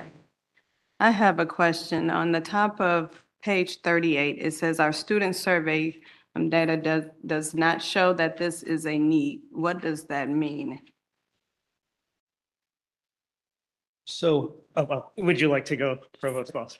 We did a survey through the Academic Senate a year ago, and part of the survey was about the modality of their learning. The other part of it is, do you know about the resources? Do you use the resources? And so taking that information, we're able to see that students know about the laptop program, but a majority are not using it to the extent that we would need a lot more laptops. So I feel like I'm getting conflicting information because it seems like there is a need, but there isn't a need. There isn't a need downtown, for sure. We have 1,100 laptops that we check out. We have a very robust process. We have very limited number of laptops at West Campus. And so that's where the need would be. West Campus. Mhm.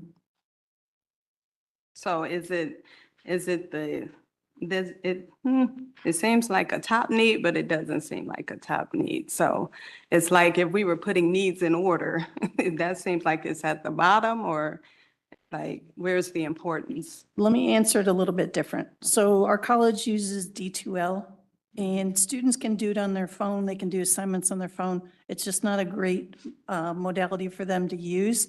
So having a laptop helps them to create better quality documents for their classes, but also to use D2L and be able to see the whole shell that they're in versus trying to read it on their screen. And so the students that are at West Campus will need technology to do their in-class work or their online work. I forgot the rest of your question. I went off in my own world. I think you've answered it. I think so. So I'll keep looking, but I think you answered. You had asked if it was a top need. Yeah. So our top 3 needs for, just based on the information we have on that front page that we can't cover right now, top 3 needs are the food pantry, the textbook, and the laptop. Thank you. Trustee Taylor, and then Trustee, Vice Chair Frazier. To Trustee Lavelle's point, I think, so with the surveys, I'm going back to that. I'm sorry, Dean Miller, but so this question is probably for her, but out of curiosity, would it have been beneficial to have more of a demographic breakdown for the respondent profile? So, you know, and I saw that there were like the ethnicity was listed, but I'm referring to age, I'm referring to, you know, where they stay, things like that. Like, would that have been more beneficial to help kind of us know the true impact of how this all plays out? Because right now we have numbers, we have percentages, but that detailed information, to me, it's like that would give more of that true impact, you know, that we're missing. And that's, So this was like an instant survey, like a pop-up survey. And if we asked longer questions, most likely we would get less respondents from it. And so we would have a harder time figuring out what the actual need is. So they had to just walk by, spend maybe 5 minutes, maybe get a donut, maybe not, put their opinion on the chart, and then they could go off and do their thing versus getting them to respond to an email or a survey on an email or a survey in D2O. Our response rate for students for the bigger surveys is pretty low. And this is close to 10% of our students. It may or may not be duplicated headcount, but at least 10%. That is a decent amount of students responding to something that we've offered at the school to get information. Trustee Proctor. Thank you, Madam Chair. One of my takeaways, and correct me if I'm in error from this survey and what you've undertaken, and I commend you for it, is that students have indicated, or the respondents have indicated, that they're aware of the availability of certain services, but they don't avail themselves of it.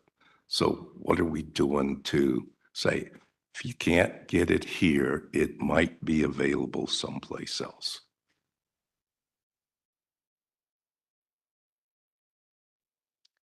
We use the course syllabus to provide a link to, we have a student resource page that has all of the information on there.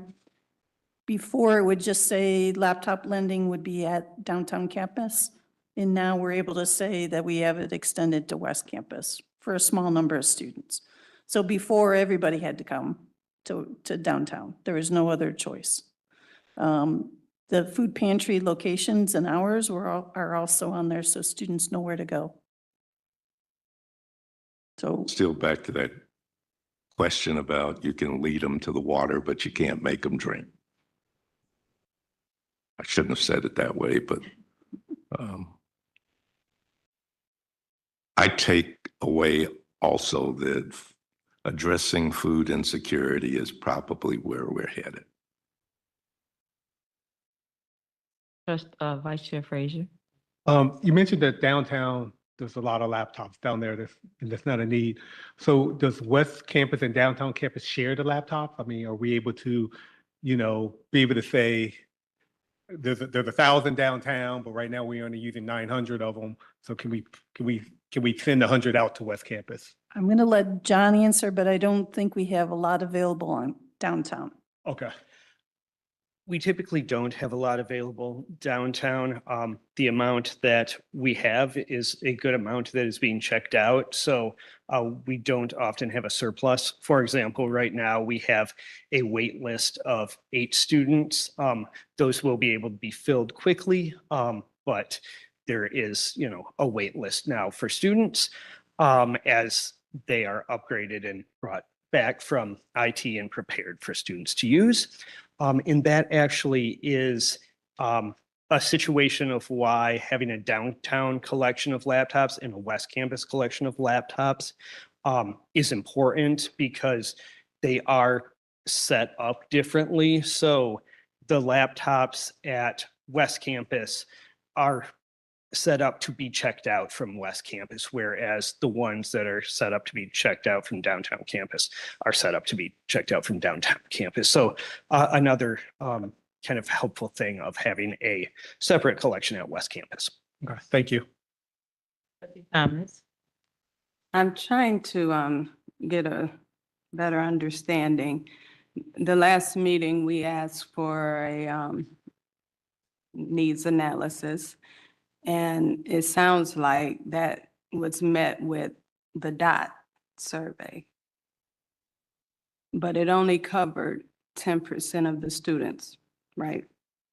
How can we go about actually getting the response from what we asked for? Because that's not what we asked for.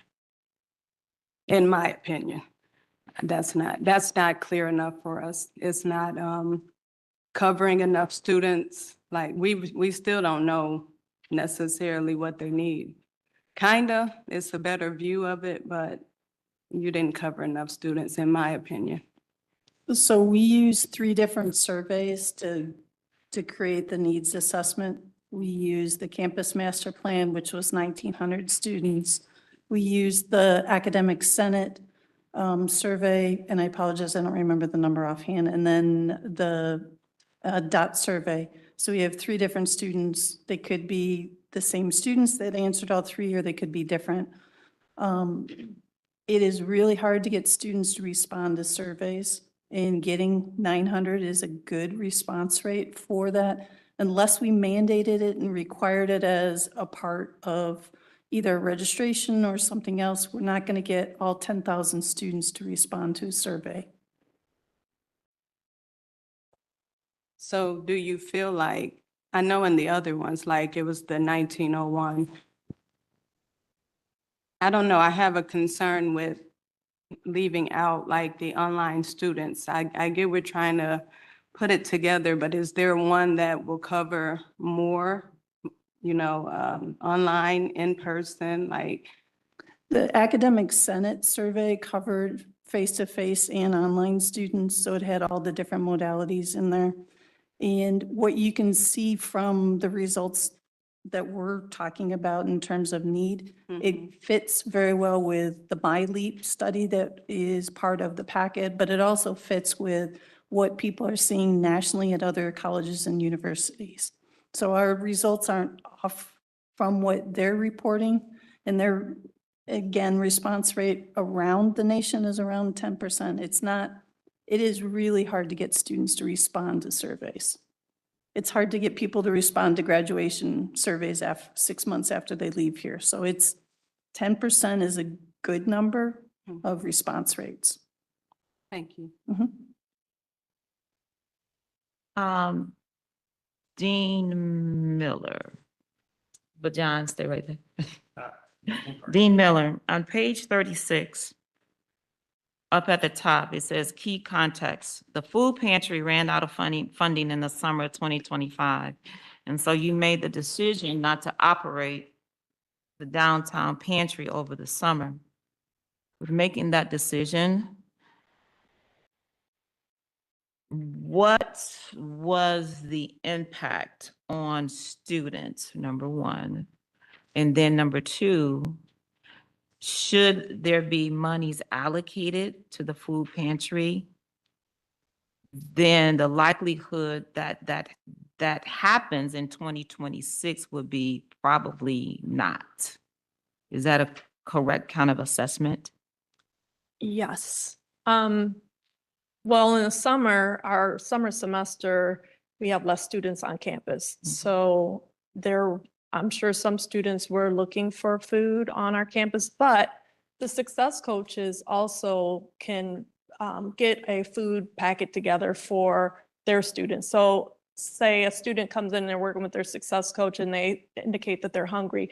The success coach can get into our pantry. Now, unfortunately, in the summer at a certain point in time, there was just no more food because we didn't have any more money to purchase food. So that was the reason why we decided not to hold the pantry all through the summer, because we just ran out of money to purchase food and the cost of food went up. So that was another issue. And I don't know if it had to do with tariffs. I have no idea, but the cost of food went up and the portion sizes got a lot smaller as well. Okay. Thank you. Did I answer? Yes, you your did. question? Okay. Yes, ma'am. Yes, you did. John, with regards to the laptops over at West Campus in particular, the 100 over at West Campus, and then the 25 for Trio. So when we spoke back in November, there was a number that sticks in my head of $314,000. And I'm thinking that was for some purchases of laptop, but I can't remember how many. We originally proposed 300 laptops in the original assessment, and then doing the needs assessment and looking at checkout rates. Okay. We just determined that 100 would cover the needs at West Campus. Okay. The Trio is a new program that we don't have funding to cover laptops. That's why it's part of this request. Got you. Okay, I knew that I saw those numbers. Thank you so much, John. Appreciate it. You're welcome. Thank you, Dean Miller. Thank you, everyone who asked the questions. And so they were very good questions. I'm going to go back and say that the administration has done what the board asked them to do, and that is to provide a needs analysis regarding, and the major question was, what was and is, well, what does our students, what are their needs? The students have spoken, and they have told us what the need is, and I agree with you, Dr. Welch, it is hard to get students to turn in anything. I mean, surveys, if you can't catch it, it just is. I mean, think of ourselves. You get surveys beyond 3 questions. I'm like, I don't have time for this. I'll come back. So thank you so much for that. So with that, with all the questions that has been asked, with all of the information presented on paper, as well as verbally in your hearing, I make a motion that the administration, that the board approves the 700,000, however, in a sharing capacity. And that would be 500,000 goes towards the food pantry, and then 200,000 would go towards the laptop expansion, giving the West Campus and the trio the necessary equipment that those students need. Is there a second? I get that. Thank you, Vice Chair Frazier. It has been moved by myself and seconded by Vice Chair Frazier that the Board of Trustees instruct the administration with the funding of 500,000 towards a food pantry and then 200,000 towards laptop expansion. We've had plethora of discussion. And so I would like to move to take the roll. Ms. Duncan, would you like discussion? Question, with regard to the laptops, my recollection is that the cost is approximately $1,250 per laptop. We spend 200,000, we can buy 160. Does that meet the need? John, does that meet the need? He's. From the back. So what is in the packet is, it's about $150,000 for the 100 laptops, 125 laptops. That would also support getting a part-time person to run the program over at West Campus. So we could do that pretty close to 200,000. Thank you. Sorry, John. Sorry. Thank you for being willing to come up. I just have one clarifying question.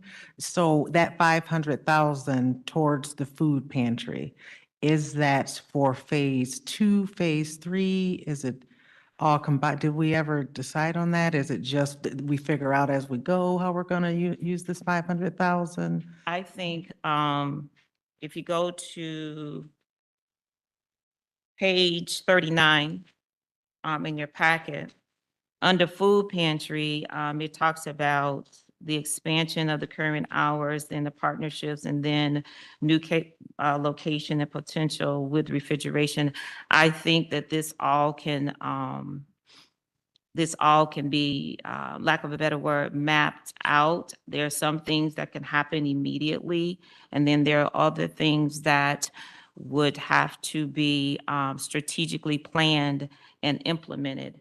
But it will give Dean Miller and her team at least the opportunity to get started and get moving on this, because we see that there is a need.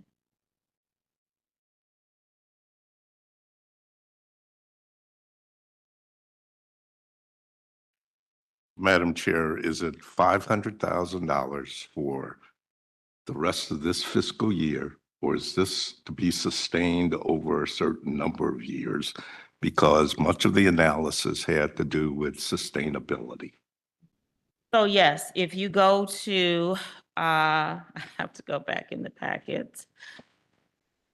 Where is it? If you go to the, is it page 30? If you go in the packet, it's page 36. And if you go down, it says phase 1 expansion, and it gives you all of those particular numbers. Adding the 4 hours, it tells us that that can be sustained over 5 years, and or there's a 7-year. That was with, I do believe, if the whole 700,000, is that correct, Dean Miller? Because I need to bring you back up here. Sally is saying yes. So if the whole 700,000 was to be allocated to the food pantry, then with regards to adding those hours, the sustainability would be either 7 years, adding 2 hours per week, or additional 4 hours would be 5 years. So Dr.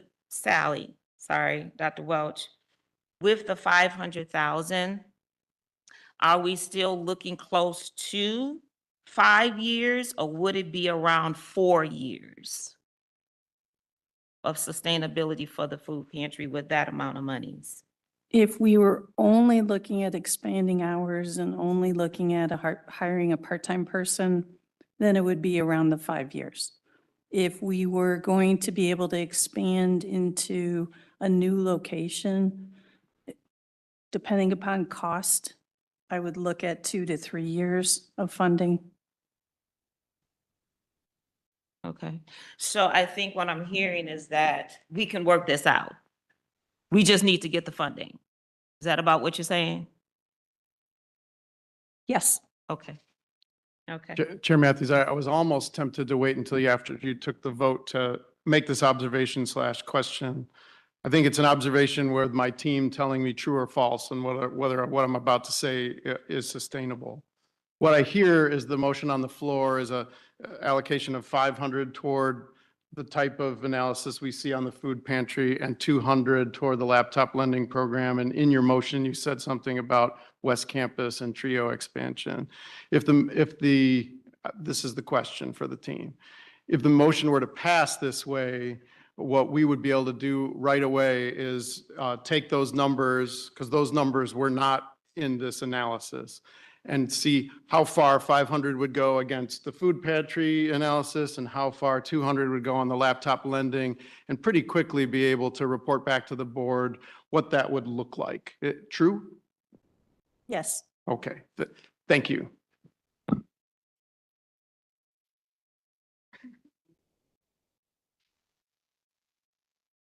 Benita, would you call the roll? Noel Garcia, Angela Matthews. Yes. Chatham Taylor, Aye. LaShonda Thomas, Robert Proctor. Hey. Hope Lavelle, Aye. Terrence Frazier, Yeah. motion carried. Thank you, trustees, for a robust discussion. We're going to, let's see where I'm at, right? Sorry, we're going to move on to the monthly monitoring reports. Dr. Robinson. Thank you, Chair Matthews. And as we transition, I want to thank my colleagues and team for answering the questions, and also thank the trustees for really robust discussion about stuff that really matters to our students. This is the real stuff. So I really, really appreciate the time you've invested. And as I mentioned when you were debating and I was clarifying, I think our colleagues can pretty quickly come back and say what your recently passed motion will look like in terms of that. So with that, the first monthly monitoring report of the financial statements, CFO Wilski is online. Don, could you make a comment or observation about the monthly financials? Thank you, Dr. Robinson. Yes, as far as the first half of the fiscal year, the college is doing well financial operationally, primarily due to the growth in student enrollment. And hopefully that will continue. Right now, tuition and fees are not quite 6% ahead of the same point in time last year. And other revenue is about 5% ahead. We are seeing now, based upon what's happening with the Federal Reserve System, that as we continue to invest the college's assets, return will be declining somewhat from what it was a year ago with the change in the interest rates.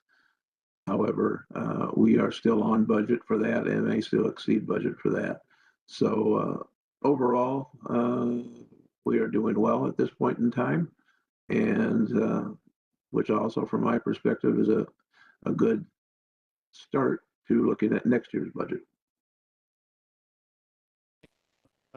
Chair Matthews, are there any questions for Don? Questions for Don? Thank you, Don. Next in monthly monitoring report is our monthly police department report. Trustees, you will note its brevity. It is short, but the chief is here if you have questions, and it's a great example of transparency in policing.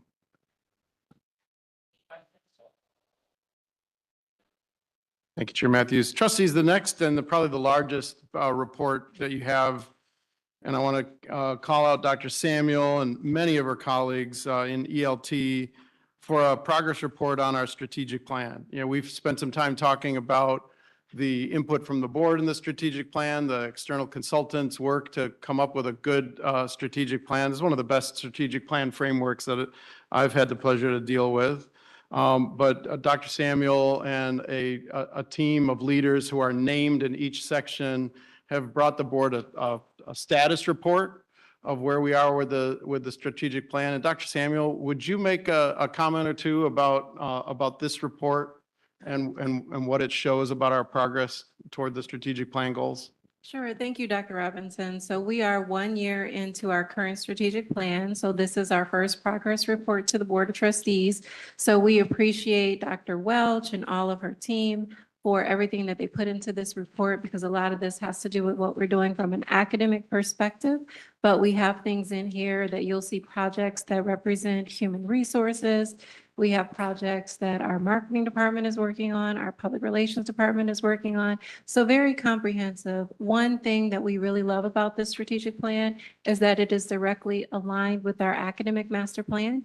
And then you also see references to our campus master plan in here. So we really are trying to make sure that everything aligns so that if someone's working on a project, it's not different than what we said we were going to do. So we are really working to make sure that we're focused and that we're all looking in the same direction, whether it's from an academic perspective, a facilities perspective, or a strategic planning perspective.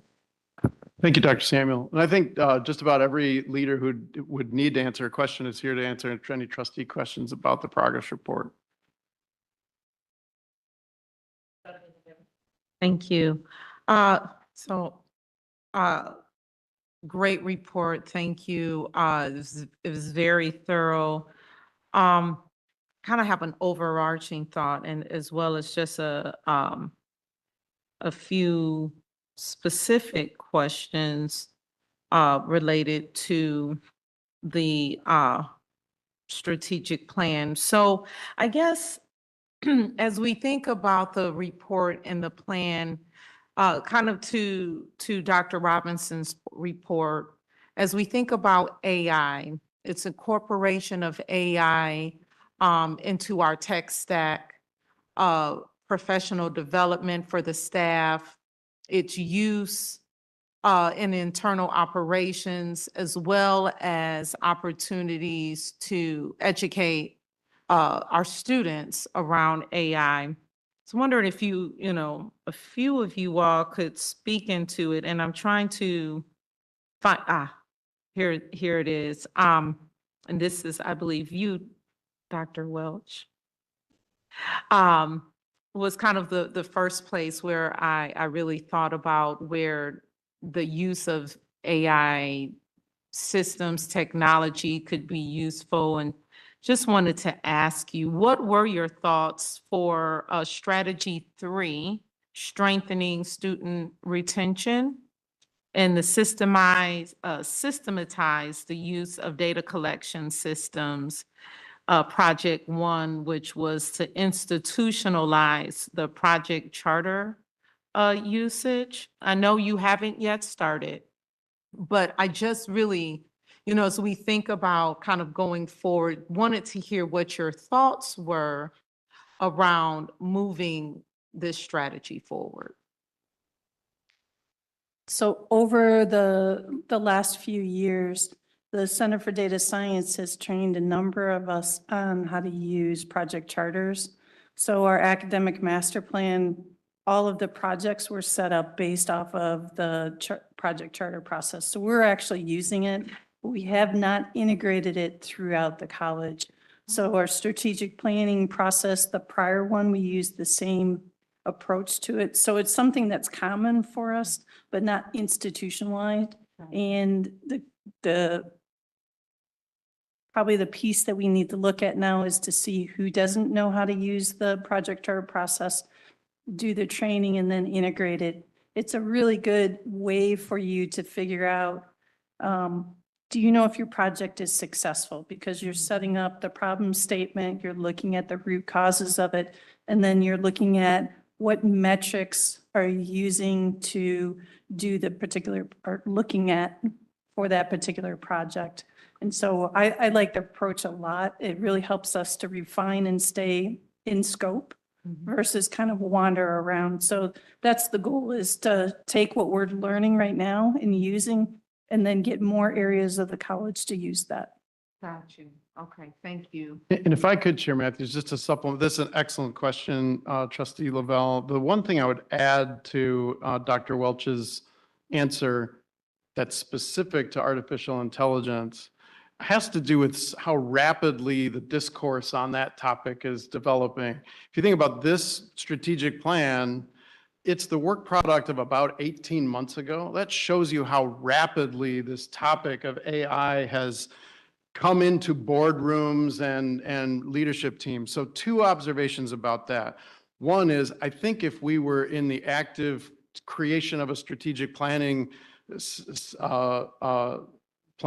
process right now, you would see the words artificial intelligence on these pages. That's thing number one. That's how quickly things have changed in 18 months. But the other observation, as I look through this plan and as I've worked with Dr. Samuel and the team that's tracking our progress, I think you'll see that AI approaches, AI tools, AI capacities among leaders and employees is really baked into a lot of this work. In fact, as just an anecdote, Dr. Welch was talking about the program chart, the charter process. At one of our very recent ELT meetings, our Center for Data Science colleagues came and did a demo for the leadership team in this room about how they're actively using AI. So you're going to see those tools driving, like being the gears inside of this strategic plan, if that makes sense. Absolutely does. Thank you. Thank you.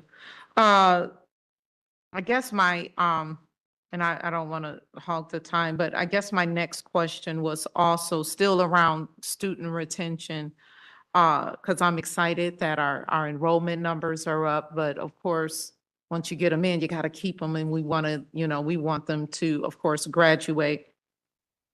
And so I saw this next goal around the Gateway Math course assessment and the course mapping that had been done, and they were kind of reviewing the data sets to identify most effective resources. I was just wondering if someone could kind of talk about their findings from doing those data sets and how that looked. I just want to make sure I'm clear that you're talking about page 21 and 22. That is correct. Okay. Dean Andrea Hoagland will come up and talk about that. Okay, thank you. You're welcome.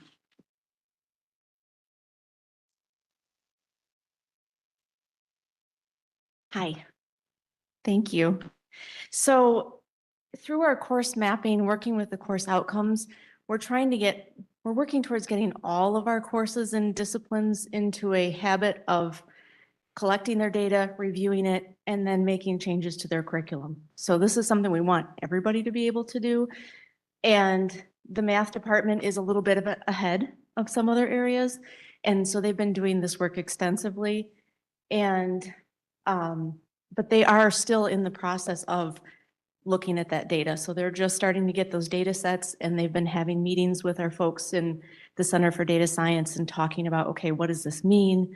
And what kinds of things do we want to do? So I'm hoping in our next report, we'll have information about, okay, here are some things we're going to try. But this is something we want all of our faculty doing ultimately, is looking at their data on a regular basis and then making changes to their curriculum. Is that the same for, can you speak to the English courses Yes. assessment as well? Yes, so Okay. they are not quite to the point where they're getting their data flowing yet. They're still working. They just got through the process of setting up their rubrics, getting everybody trained to use them, and then now the data will be coming. Their big part of their project was having our co-enrolled courses where there's a college level course paired with a support course, is that we've moved all of those courses to now be taught by the same instructor. So each pair has the same instructor teaching both sections. And so that was a big shift for us, and we're excited to see how that's going to go. So this is just starting out now. And we also reduced the credits of the support course to try to balance for the students within their workload when they're trying to take multiple courses. That's good. Thank you. Thank you very much. Chair, I have one more question. Is that okay? Thank you. So just my next question is really around the environmental scanning. I believe it's strategy 1, maintaining relevancy with workforce expectations. Project 1, community engagement survey. And as it relates to the summary of progress, it was stated that several meetings had been held to discuss the specific information that you all intend to collect, and that there is a RFP being developed. I was just wondering if someone can kind of talk into their thoughts and strategies with the RFP. I'm going to ask Dr. Fall to come up. He's the Executive Director for Center for Data Science. Good evening. Yeah, so we are at the point where we're ready to start putting an RFP together. We just met with purchasing. Sorry. Better. We just met actually with purchasing last week to start putting the paperwork together for that. So we went through a process of trying to refine what it is we want to ask the community and trying to target it into 3 phases, which are listed there: community employers, K-12 partners, and the broader community network. And we worked through the ELT leadership and other leaders around the college to help kind of refine what it is we want, because you kind of put some guidance questions into that request for proposal, that RFP, to let the potential vendors know kind of what kind of work they're going to do. And then part of the RFP is actually having that vendor work with us to refine those questions a little bit more and actually collect the data for us. So could you still kind of give us a little color in terms of like the types of questions that you're thinking of? Yeah, so we're thinking it's going to be kind of a mixed methods approach, so both quantitative and qualitative data. So probably survey questions, probably interview questions, meeting with K-12 partners, meeting with our business partners, meeting with our community members, and going through, the employer networks. How well are we preparing our students for the workplace? And with our community members, what are some of our services? Are they being used? Are they meeting the need? Where are we missing? What is your timeline? We're hoping that I'll pass that off to Sally, actually. Our hope is that we'll have the RFP process completed by early spring and then do the survey in the fall. So we can have the K-12 partners as part of the survey. We'll lose them May, June when school ends. And we're not sure we'll make that time frame. So we're giving ourselves a little bit of wiggle room. If it does work out, we'll try and do at least some of the survey pieces in this year and then finish it up in the fall.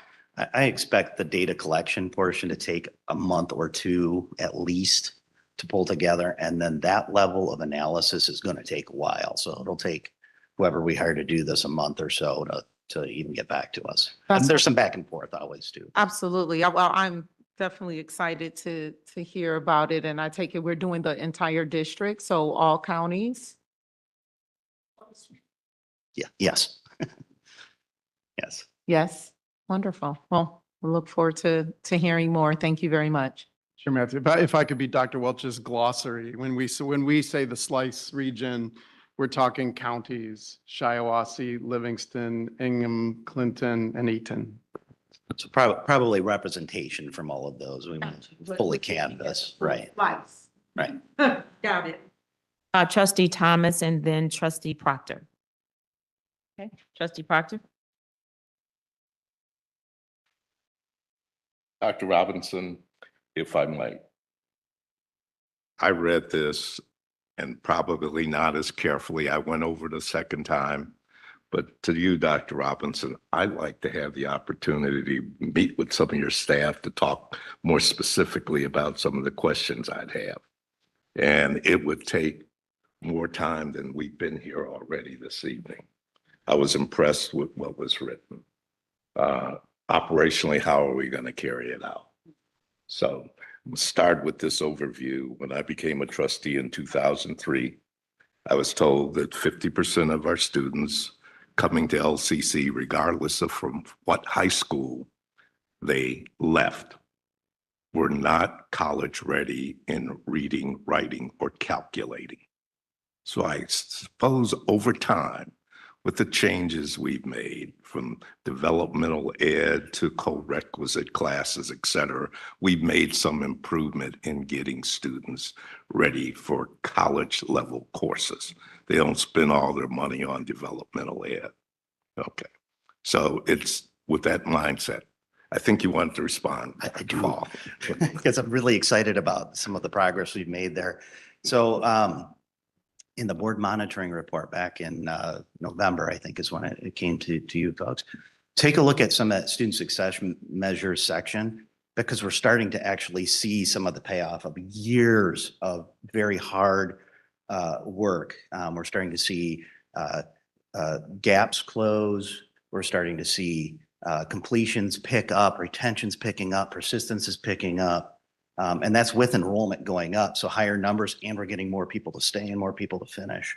Our math improvements are coming along. English made the first and biggest leap in this journey quite a few years ago in trying to get them through college level English in the first year. It made a big leap, and they've been maintaining that and improving on that. So pretty exciting stuff. And to your point, getting rid of a lot of the developmental credits. Okay. So as I read this, we're the second cohort in this Aspen project. So my question is, what was learned from the first cohort that might impact how we approach this, if that was disclosed to you at all? That's a great question. We are 4 months in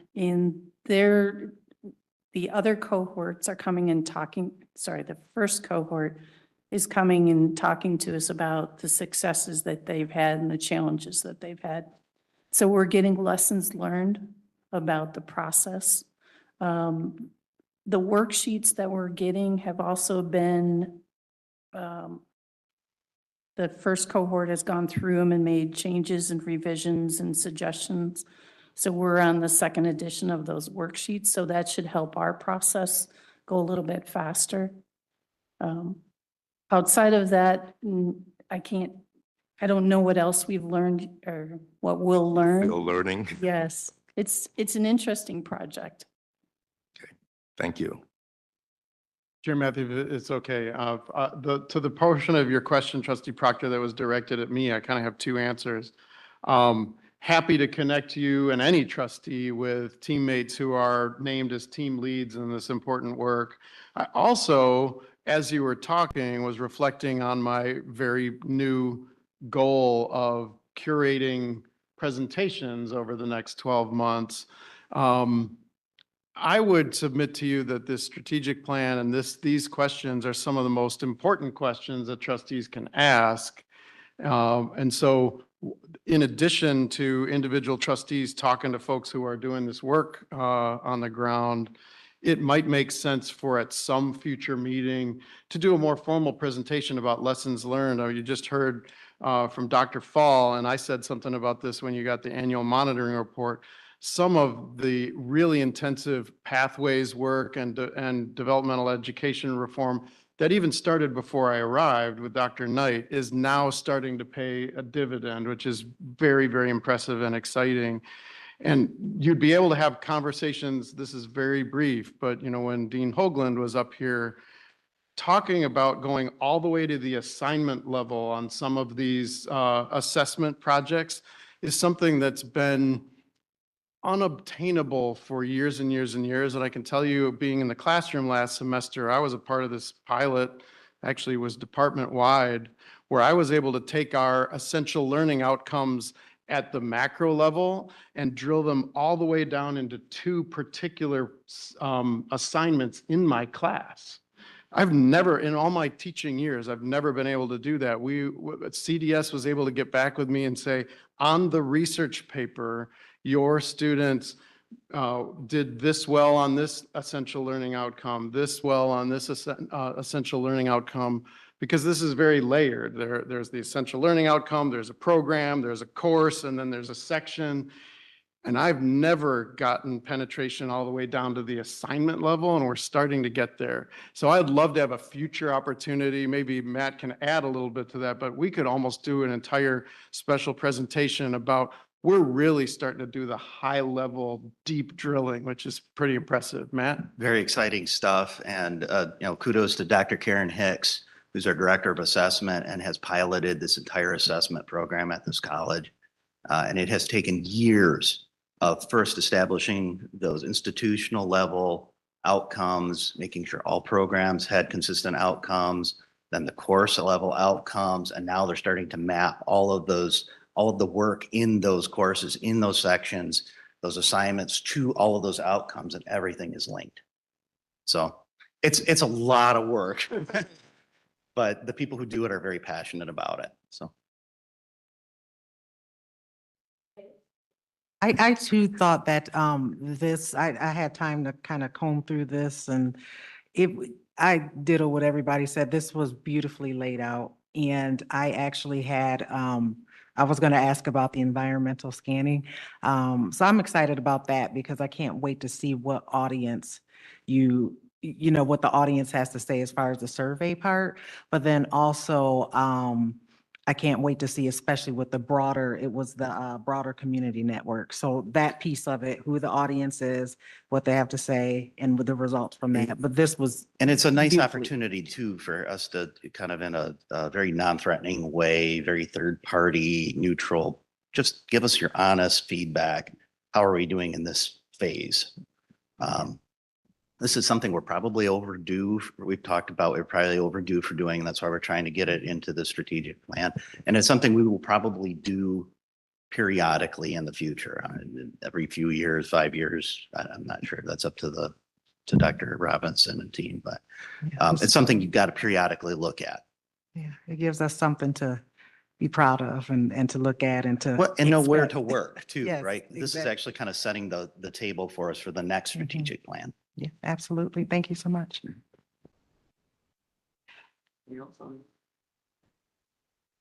Thank you, Chair Matthews. And again, the team and I really appreciate the time and attention looking at the strategic plan. This is one of the most important things we do. And again, kudos to Dr. Samuel and everybody, all the team leads that you see mentioned there.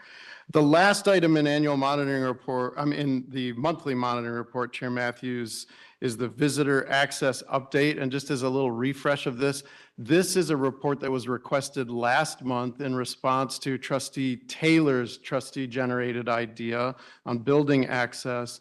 And what we heard you to say in the motion that passed is that we would bring you a monthly kind of status report on 6 items that were underway that Dr. McCursey and his team put in that report. And it's presented in the cover sheet, but also on page 119.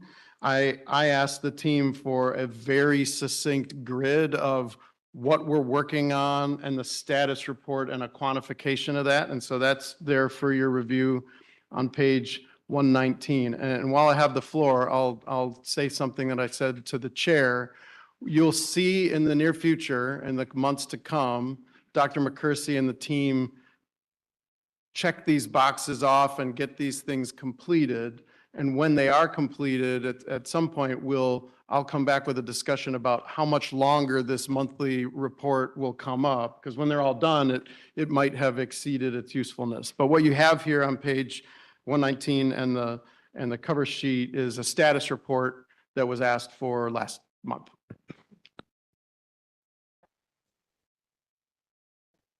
I'll just make a comment. I appreciate the report back. I looked at it and it's just exciting. And I'm glad that you guys are just doing what you need to do. I was excited about the video intercom.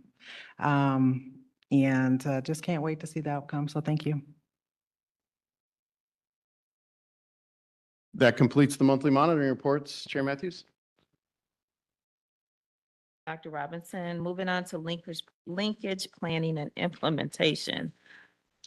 The conflict of interest disclosure statements, colleagues, have been placed, I do believe, at your desk. If you have not signed those, please sign those and then get those to Ms. Benita before you leave. Also, in the packet, the review of the annual Board of Trustees planning cycle that started on page 3 in the board packet through 124. And so we need to take a look at that and be abreast of what 2026 looks like. There's some events that have already taken place, so please govern yourself accordingly to those. Also, at your desk, you have your air travel for the NLS, which is coming up in a couple of weeks. Within your packet, please, ma'am, please, sir, you have an envelope, whatever receipts that that you have, please put those in that packet so that we can get those to Ms. Benita. And I do believe you have at a glance, you have the NLS information in that particular folder. Now, I'm hoping this won't take long because I did not do what I was supposed to do a couple months ago because we're having so many discussions.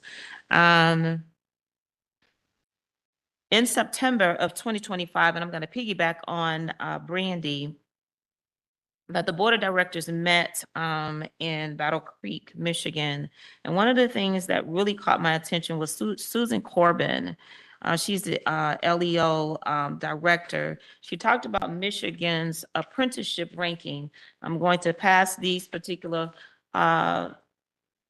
papers over to you, this document, so that you can see where we are ranked in Michigan. And so the governor sent out a communication on the 13th, and I'll read it to you. It says, new ranking puts Michigan in top 5 in country for workforce. It says Governor Whitmer highlighted the site selection magazine new workforce report ranks Michigan number 4 in the nation and 2nd in the East North Central region. The ranking cites Michigan's talented workers and strong college, university, and skilled trades program, helping companies hire the right workers to fill high-skilled, good-paying jobs. It follows a recent win, including a number 6 ranking in CNBC's top states for business and top ranking for area development. In the year's ranking, Michigan moved up 2 spots, and it was highlighting the state's emphasis on workforce and talent development. That was by Governor Whitmer.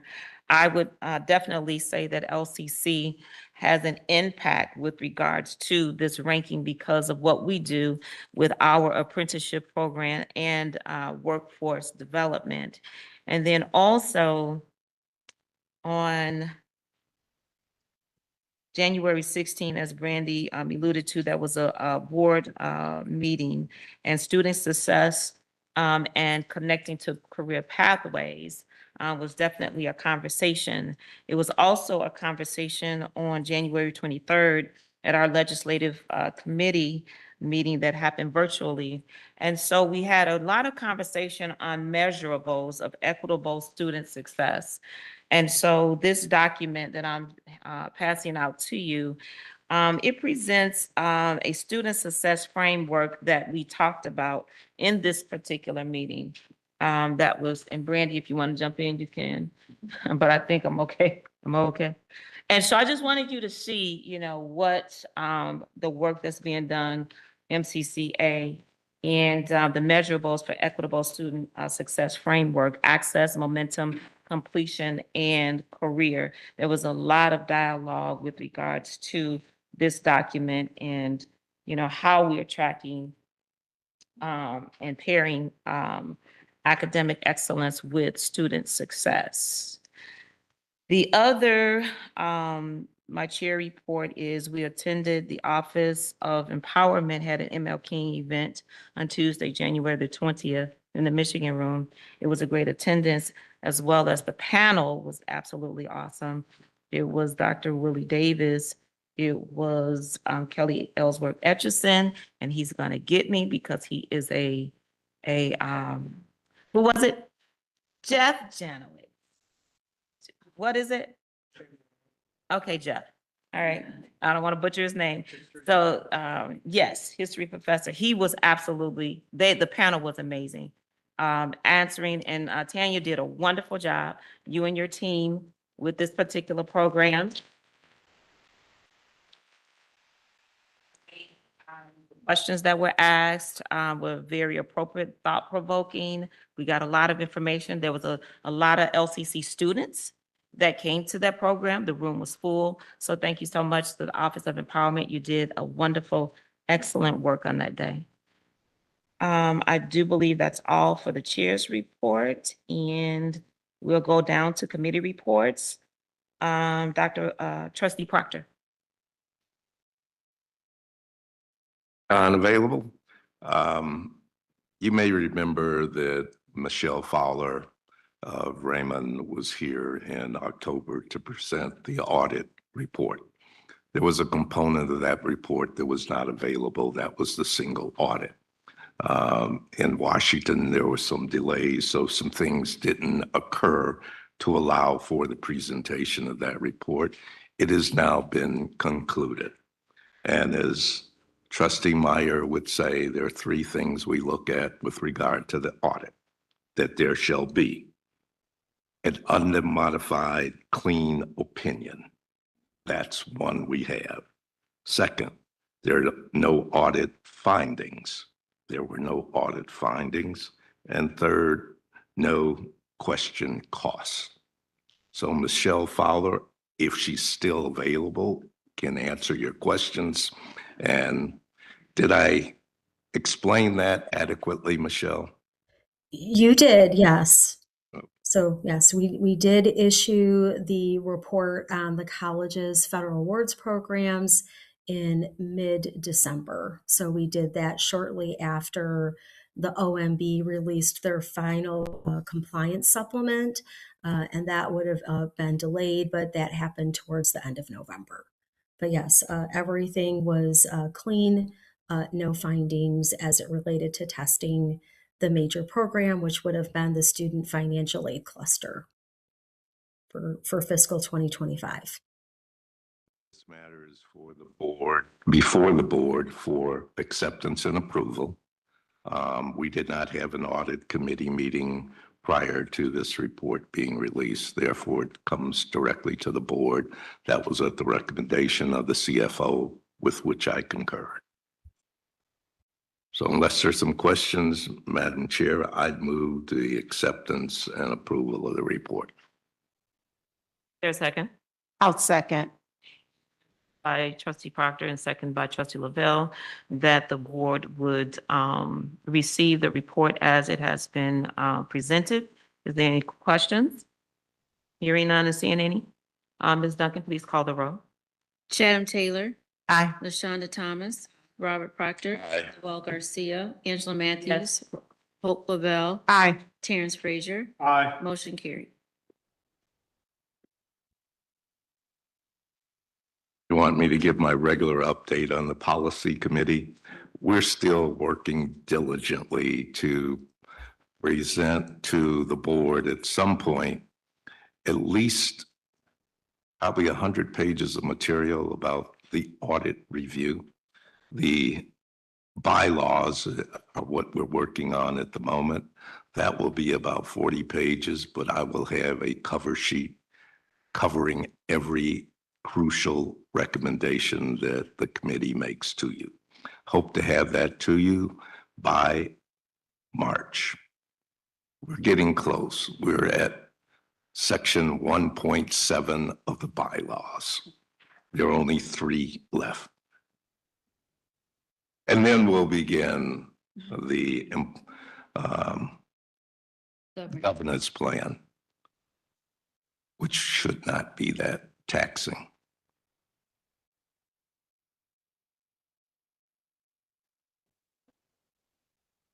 Hearing none. Moving on to board members report, Foundation, Vice Chair Frazier. Well, good evening, everyone. The foundation is doing what the foundation is supposed to do. Scholarships are here, money's being raised. So just real quick, the scholarship deadlines are January 31st. So if you know folks out there wanting to come to LCC, attending LCC, they need to apply for these scholarships. We have 874 applications have been submitted. We have 496 that started but not completed yet. So we have a lot. With that, we need your help and support. We need people to help read the scholarship. So we have 118 people so far, but we are willing to take more readers of scholarships. As we like to say, many hands make light work. And we have a lot of work to do because we're trying to give out some money. So with that said, some donors stepped up and we've gotten some money, $50,000 in stock gifts, plus another 111,000 gifts from an investment account, plus another $11,000 gift from the spouse investment account. So yes, let's add that up as a family, $272,000 from one family.